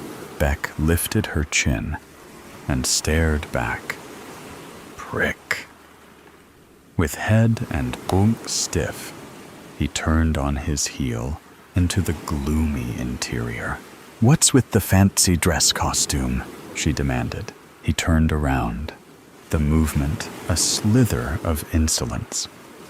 Oh, just something our Aunt Bess liked to do for guests, he replied. How dare he? Our Aunt Bess, indeed. She liked to relive history. It gave our visitors a bit of a thrill. Tourists are stupid. There it was again, that infuriating superiority and mockery. We could, and did, frighten the fools with tall tales of hauntings and death. Aunt Bess and I enjoyed the game. Solid, sensible Aunt Bess playing dress-up? Surely not. I want to be alone. Falstaff bowed smartly as he replied, Perhaps Madam would like me to bring her bags in. Shall I put them in the master bedroom? Sure. Why not? She tossed him the car keys, which he snapped up with his left hand in a strangely smooth and agile movement for someone who looked so awkward in his own skin. He moved forward. She backpedaled as he passed, surprised and confused by a fleeting apprehension. Shaking herself, she stepped onto the black and white marble tiles of the foyer. Automatically, her hand reached to the right and flicked the switch. The brassy brightness of electric light pushed the shadows back. The old Dutch lamp still hung above the entrance, but an ugly black cord snaked through the decorative fretwork and into the base where it connected to a bulb, instead of the genteel neglect of her memory. The harsh electricity showed dilapidated antique furniture and fading decor. She threw her red bag onto the armchair, making a bloody splash against the faded green velvet. She kicked off her red stilettos, making a matching puddle on the floor. She noticed a dimmer switch and twisted the knob. "That's better." A smile curved Beck's mouth as she gazed around. Her mother had brought 8-year-old Becky here to live, just for a few weeks, until after the divorce. Becky ended up staying for 36 months, during which, under the generous care of her forthright great-aunt, she blossomed. Aunt Bess taught her that you could love without anger, manipulation, and shouting. Beck bit her lip to prevent the tears. Be sensible. Auntie was very old. She had a good innings. Beck heard the old lady's rusty voice. Buck up, girlie. That's life. Look to the future. Yuch! Beck wrinkled her nose. What was that disagreeable, swampy smell? She spun slowly around. A veil of dust made everything appear out of focus. Hang on. I thought that guy said he was the butler. Why is everything so dusty? Moving further down the hall, she said aloud, Lazy bastard. He is so gone when I get settled. Thud, thump, thud, thump, thud, thump. Beck froze, heart pulsing painfully in her throat. She turned and saw the butler's legs disappear around the curve of the stairwell. Had he heard her? Too bad. Perhaps it will improve his attitude. His tread thudded resentfully into the dusty carpet as the back corner of the valise thumped the stair. Thud, thump. Beck laughed and returned to exploring her surroundings. Bet the bossy old broad's turning in her grave, she murmured, running a well-manicured finger tipped in blood over the arm of the settee.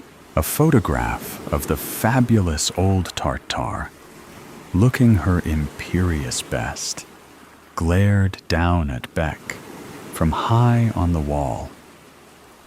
She always appeared fearsome until you got to know her, Beck thought with affection. She squinted at the picture in the golden gloom. Good grief, it could be me, she thought. The Aunt Bess in the picture was younger than when Beck knew her. Straight-backed, strong and indomitable in her khaki riding habit. She held a rifle over her left shoulder and rested one leather-booted foot on the head of a dead lion. I was so happy here, Beck said, addressing the portrait. I did love you, you know. I'm so sorry if you felt I neglected you. She swallowed back her tears. Where did you disappear to, Auntie? I'll find you, I promise, or die trying.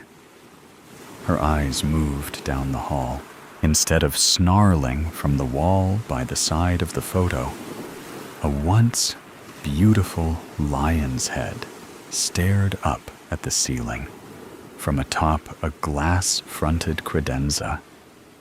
Just another tattered remnant of the past. Fierce eyes, now dull with dusty cataracts. Its roar inaudible.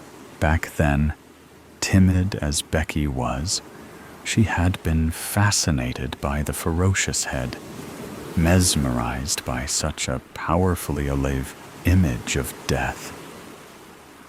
"Come on, touch her, child," Aunt Bess said. "I killed her myself while Gunter and I were on safari. Must be 15 years ago. She won't bite, I promise." Her great-aunt placed Becky's small hand on the coarse, furry head. "Oh," Becky breathed, "a real lioness. Magnificent, isn't she?" Aunt Bess's stern face lit up, and her smoky laughter boomed through the house. To the left of the credenza stood the same hall table Beck remembered from her childhood, topped by the same glass tank containing the same dead reptiles.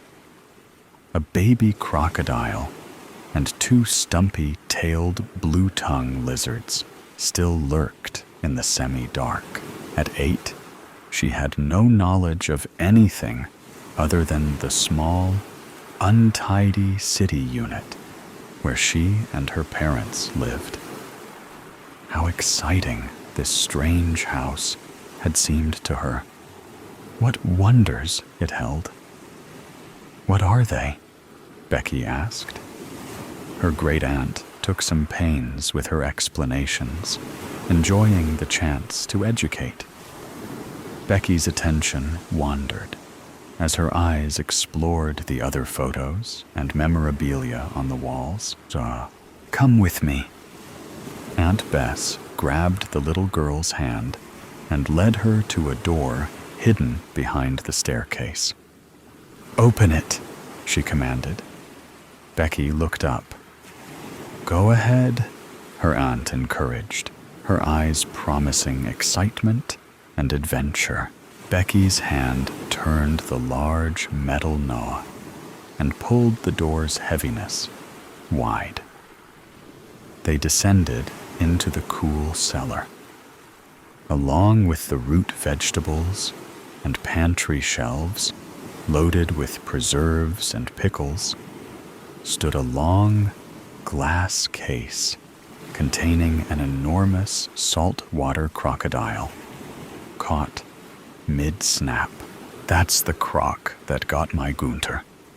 I plugged the bastard right between the eyes, I did," Auntie said. "Too late to save Gunter, though." She paused. "In the end, I couldn't bear to have the horrid creature on display upstairs. But neither can I get rid of him. He is my last contact with my darling Gunter. They are one." The creature was repulsively fascinating. He had a long snout, hooded eyes, and a wide head jammed onto his body, which widened out around his middle and tapered down to a long tail. Becky squatted down near the huge reptile's head.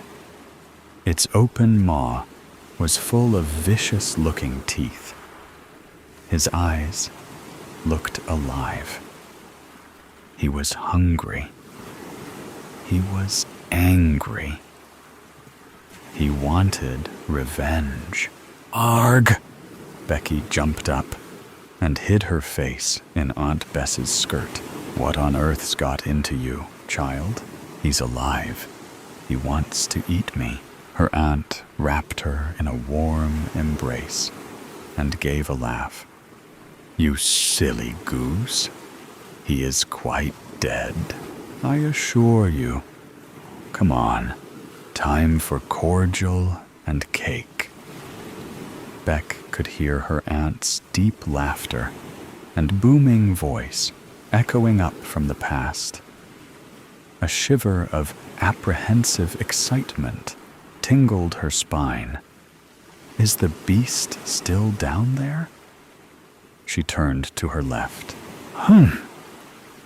Beck sucked air, felt her bladder contract. Falstaff stood in the doorway, watching her. He raised his eyebrows in benign inquiry. She ignored him. The cellar door opened easily this time. She flicked on the light. A single bare bulb dangling from the cobwebbed ceiling struggled to throw off the gloom. It moved in the slight breeze, creating weird, moving shadows. Musty air spiraled up to her, redolent with memories. The rough, strong feel of Aunt Bess's hand, the smell of earthy vegetables, the sharpness of pickling vinegar, and the sight of that amazing creature, so dangerous, so dead. With a dry mouth, Beck ducked her head and thudded down the dusty, wooden stairs. The glass case was empty. The lid hung to one side. The outline of the creature was clear in the dust, as though he had only recently vacated his glass coffin. Where had he gone? Beck's nostrils flared, assailed by a fetid, swampy miasma. She searched the shadows, half expecting to find the reptile hiding in their depths. Idiot, she mocked herself. A noise rustled behind her. She swung to face the stairs. A shadow stepped forward. Jesus, Falstaff. She clenched her hands and spoke through her teeth. You nearly gave me a heart attack. I am sorry I startled you. Falstaff's oily obsequiousness belied the glint in his dark orbs. He gave a snort, showed his teeth. Beck stared into the reptilian black of his expressionless, hooded eyes. Her pupils dilated. She found herself unable to move, unable to think. He stepped closer, brought up his hand. Cool leather caressed her face. The cobwebbed light flickered, giving his movements a jerky, surreal effect. She smelled the earthy, overpowering maleness of him. Her senses reeled. Time held its breath. What you want? Beck forced the words from her constricted throat. Just you, he grunted. My Becky. She moved her head from side to side. No, you've always known. You, the last remnant of Bess, Falstaff hissed. He lifted his other hand, placed it at the base of her throat, where her carotid pounded irregularly. His grip tightened. Goose flesh prickled Beck's spine. Her heart fluttered in its bony cage. She couldn't withdraw her gaze, couldn't move. He brought ice-cold lips, harmful intentions. History shows that technological advancement brought about the end of civilization, fragmented into divisions that hastened its collapse. The problem was that the majority thoughtlessly embraced regression, while the intelligent proclaimed that freedom had ended long ago. Freedom ended with an algorithm that read intent, marketed as a savior, but fundamentally incapable of understanding logic. to avoid chaos and preserve harmony, the apology law was introduced. If the algorithm identified someone with intentions deemed harmful, the accused was legally obligated to apologize to the victim. If the accused apologized and admitted guilt, acknowledging that they had harmful thoughts, they remained in the registry, but were not punished. However, if accused 3 times, or if they refused to apologize, they were declared a danger to society and exiled to the zone of silence, a place where no communication with society was possible. On June 23rd, at 1:10 a.m., 2 lifeless men in bland gray suits appeared at my door. "You are accused of harmful intent," they said, offering no further explanation. I had no choice but to go with them. The 2 gray men escorted me to a claustrophobic cell with concrete walls, no windows, and a single chair in the center. They told me they'd come for me at 6 in the morning to take me to trial. It was already 3 a.m. All I had was panic and the chair. In those few hours, I tried to recall all the harmful intents I might have harbored in my life. The problem was that I was one of those quiet, introverted types. A person everyone says wouldn't hurt a fly. Nothing came to mind. I recalled no one provoking harmful intent. I was used to being a doormat, tired of fighting back. I spent my days writing. My wife had left with her colleague, and I preferred the solitude to her insults, calling me useless. Silence, at least, offered peace. Society, fractured by the constant surveillance of the algorithm, had left me without friends. That was the problem. I had lost the will to live in such a society, along with any desire or intention. Smoking, drinking coffee, and writing were habits, not intentions. Detention bewildered me. I didn't even live with intent. I suppose it was precisely 6 o'clock in the morning when the 2 gray men returned for me. They didn't strike me as the type to joke about seconds. They led me through narrow, gray painted corridors with gray doors on either side until we arrived at an empty courtroom where they gestured for me to sit. The courtroom reeked of bleach, as though executions had occurred. Suddenly, it dawned on me.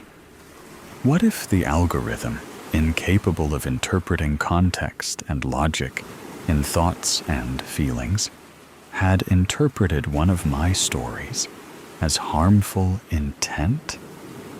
It was true that I often vented my frustrations by punishing characters in my stories. The algorithm must have misinterpreted every artist. That explains the disappearance of art.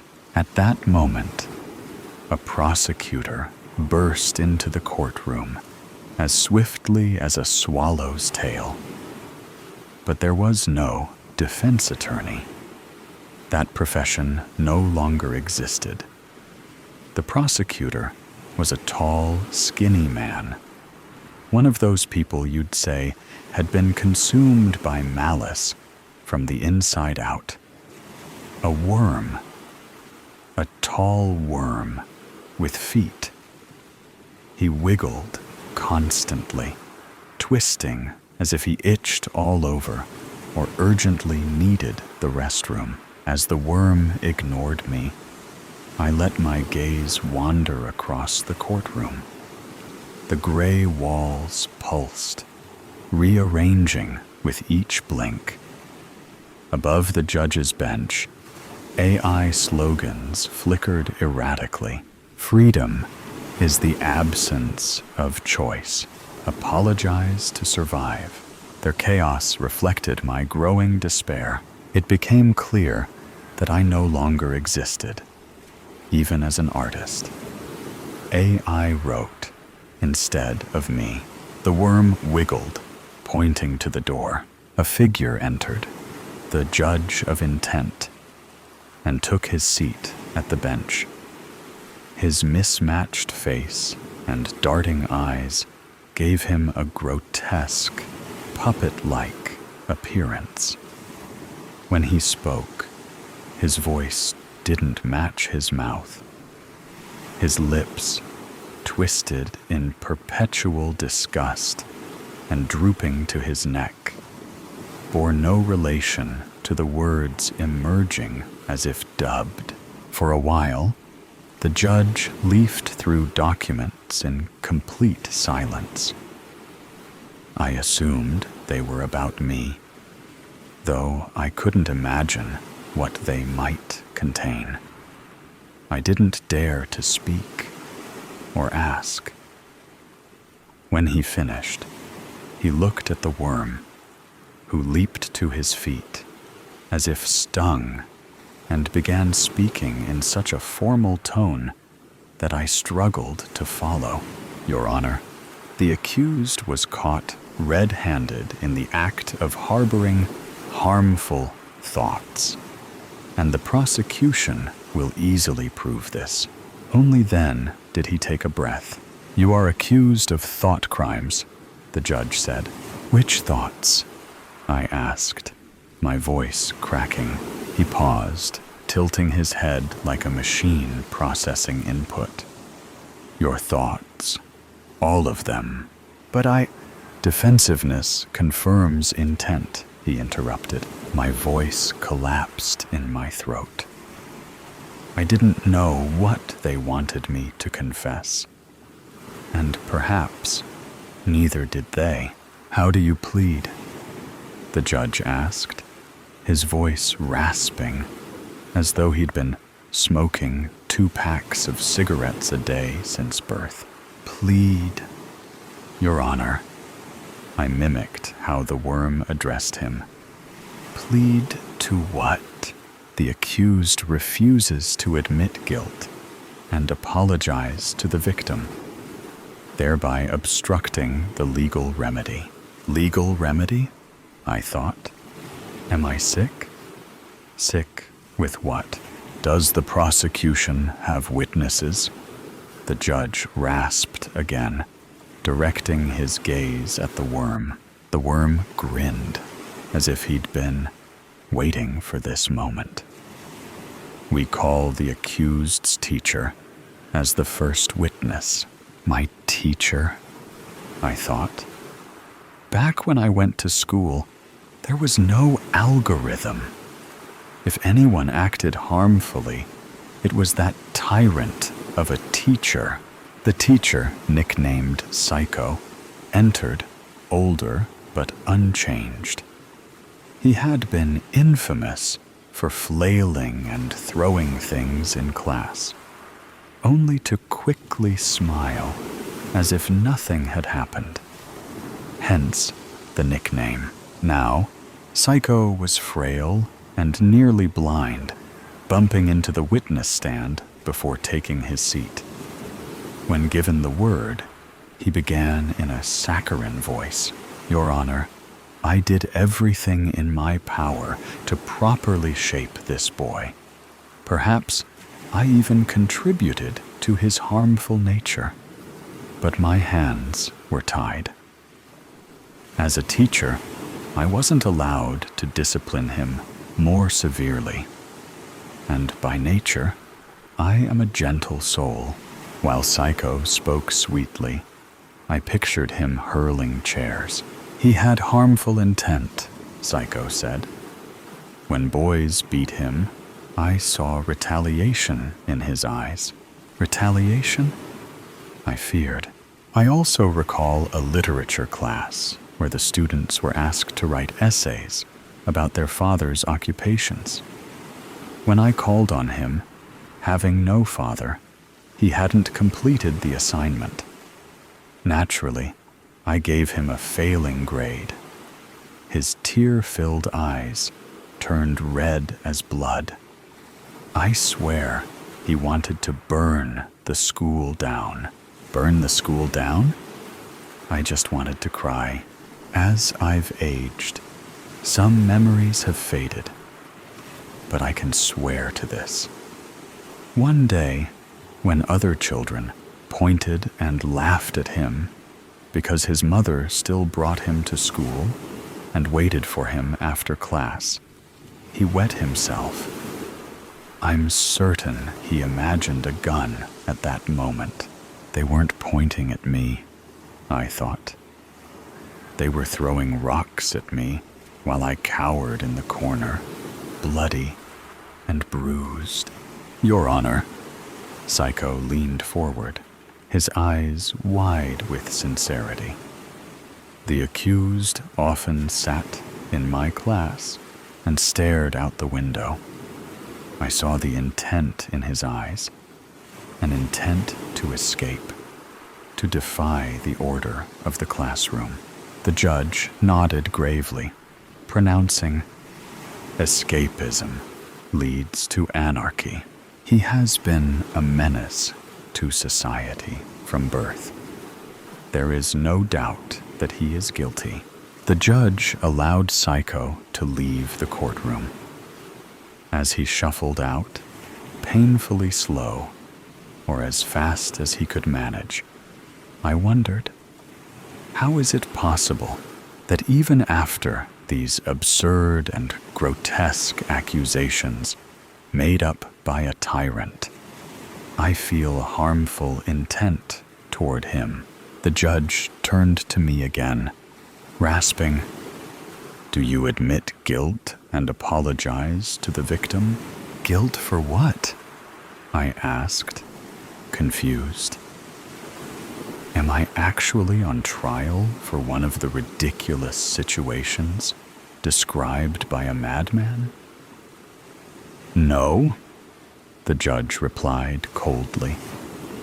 "The prosecutor has brought witnesses to testify about your character, which is evidently prone to harmful intent. You are on trial for an intent only you can admit, and you must apologize to an anonymous victim. Otherwise, you will be exiled to the zone of silence." "Then, no. I truly don't know what intent you're referring to. Wouldn't it be simpler to tell me the accusation so I can respond to a real charge?" "You clearly don't understand the system. Prosecutor, call your next witness." The worm wiggled with delight, announcing, "I call the accused's wife to the stand." She entered, adorned with gaudy jewelry, her hair styled into an overdone perm that made her head look enormous. Her makeup-caked blouse emphasized her unattractiveness. A harpy, I thought. We had vowed to stand by each other in good times and bad. Yet here she was, standing as one of the pillars of doom, ready to crush me. I sat there, devastated, staring at the table, holding my head. I didn't have the strength to look at her, perhaps the most important person in my life, betraying me to prove her loyalty to the system for her own survival. unconsciously blending the dialects from my southern birthplace and her western home. She made a strong effort to speak in the central dialect. It was quite funny, but my reaction barely reached the corners of my lips. The main heroine of a Turkish soap opera couldn't have been more unconvincing and exaggerated, Your Honor, she said tearfully, though no tears appeared. This man stole my youth. The algorithm should have caught him sooner. She clutched a tissue she didn't use. He once asked if I was happy. Such doubt is harmful to harmony. I had once loved her confidence until I saw her superficiality for what it was. She added a sniff. I love this man, but I love the truth more. I'll tell you everything. The truth that the perm wasn't the best idea, I thought bitterly. I married him out of love, but he hid his harmful intent until the wedding. Soon after, he began calling me degrading names like useless and a rag. I looked up in shock. Why is she blaming me for her words? I feared his intent to harm me or end any chance of having a child. She threw herself across the bench dramatically, sobbing loudly, but still without a single tear. This deeply hurt me. After years of silence, I reacted with a yell. What are you saying? How dare you? I begged you for a child all these years, but you said you didn't want some brat to ruin your beauty. The judge interrupted me with a loud thump of his gavel, stating that he wouldn't allow me to insult the poor woman on the stand. I sat down, stunned, clutching my head. Am I crazy? Maybe they're all telling the truth, but my perception is warped. But if this is true, then I'm not me. I don't know who I am anymore. As my thoughts struggled to regain some clarity, the actress on the stand continued her performance. Thank you, Your Honor. I'd like to add the most harmful intent of the accused. The accused? I thought. So now she's stripping away my very name, my status, my identity. I know I'm not perfect, but that's only because I respect the algorithm. The accused loved silence, and I preferred to speak my intentions out loud rather than live in fear of how they might be interpreted. Sometimes I wonder if I lost him in all that noise, or if I simply didn't understand him. She paused dramatically.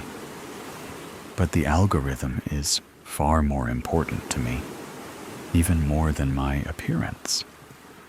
Maybe that's why he told me he wanted to leave me for his colleague. But I refused. And since the law doesn't allow divorce unless both parties agree, she paused for a long moment. He intended to kill me. She collapsed, fake sobbing and writhing in exaggerated anguish. A weak range of actions for such an actress. While the worm escorted the exhausted woman out of the courtroom, I remained frozen. Somewhere in the distance, I heard the judge asking me for the third time if I admitted guilt and offered an apology to the victim. I responded from some other place. The words slowly came out of me, almost mechanically. If we were caricaturing the roles, this woman, my wife, would be the victim. Am I accused of killing her?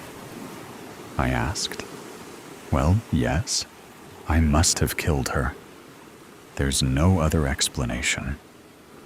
Is this the guilt I must admit and apologize to this victim of genocide? Don't make me repeat myself. The judge was now even angrier. I told you that the witnesses don't know the reason for your trial. Only you know your intent. Will you admit it? But what worse intent could I have than murder? For murder, you'd be punished without trial. But your disgusting, repulsive, vile intent could shake society to its core and completely destabilize harmony. I sat down, mouth agape. Prosecutor, introduce the final witness, after which I will deliver the verdict. Completely beside myself, lost in my identity, and thus lost from the courtroom, I didn't notice that my mother had burst through the door and jumped onto me over the desk. She clung to me, caressing me roughly, as if slapping me, and hanging from the desk, trying to reach me with kisses. You're mine! I won't let anyone have you! As the worm gently pulled her off me and led her to the witness stand, I remained motionless. I just turned my head toward the window and stayed catatonic. Meanwhile, she wailed, "Let me take him home. I won't have anyone to sniff my flesh to see if it's gone bad. To call to come for me every time I have a diarrhea attack." He didn't mean it. All the teachers loved him. His wife adores him. He's a model citizen. I never let him out of my hands. He's my baby, my lover. He's my trophy, proof of my perfection. If you condemn him, you condemn me too. Come to mother, son. Let me nurse you once again. I stared through the window, a lifeless person inside me, into the lifeless city. In the background of the so-called harmony, this society operates like a perfectly tuned machine. Silence on the streets, people moving in neat lines with minimal interaction, and a complete loss of the spontaneity of human connection. While they forcefully dragged some mad woman out of the courtroom, I noticed the passers-by didn't even raise their eyes, as if everyone had already been condemned to silence. Absently, I heard the judge asking me for the last time if I admitted guilt and offered an apology. Out of my body, as if hypnotized, I whispered, "What guilt? For what? Who?" I've always been more afraid of hurting someone else than myself. The worm, now almost gleeful, turned to the judge, who looked at me with wide eyes. "So, you admit?" "What am I admitting?" I asked, my mind still reeling. "You admit your harmful intent?" I didn't understand. The judge nodded to the worm, who whispered to me, "You just admitted your harmful intent." What did I say? That I would rather hurt myself than hurt others? "Yes," the worm rejoiced, and then it hit me. The previous night, I had thought about how I never quite fit in, how I had no life or expectations, and that the best thing would have been to end my life long ago. So that's it? I'm being accused because suicide seemed like the only way out. The judge regained his official tone. Accused, stand up. It is my duty to read the law to you again. The court offers leniency. If you admit guilt and apologize, the punishment will be light, but your name will remain in the register of those with bad intent. If you are accused 3 times or refuse to admit guilt and apologize to the victim, you will be declared a danger to society and exiled to the zone of silence, a place where no communication with society is possible. What will it be? Declare yourself, apologize to the victim, or be declared a danger to society. I pose no harm to society, only to myself. So I must be the victim. Yes, I am the victim. All these years, I've been helpless, not knowing how to fight, how to live, how to be human. That's why I intended to take my life. I finally spoke. Your Honor, I admit I had a harmful thought, I said, but not guilt. I will not apologize because it's not my guilt, and it's not for me to apologize. The judge's tired eyes met mine. He raised the gavel, declaring, "Guilty." As I was led to the zone of silence, I passed a wall with faint writing on it, barely legible, written by a shaking hand. Silence is so today's story has come to an end. Or perhaps it never really ended. There are mysteries still there, questions still unanswered, and sometimes things that seem to only exist in stories can creep into reality in unexpected ways. Are you sure that when you turn off the sound, everything around you will still be normal as before? Or is there something watching you? Either way, always remember that these are just stories, or at least we want to believe that they are. If you like moments of suspense, tension, and breathlessness, don't forget to follow me so you don't miss the next stories. And next time, when you come back, make sure you are ready, because what awaits you may be even scarier than you thought. See you again if you still have the courage to continue listening.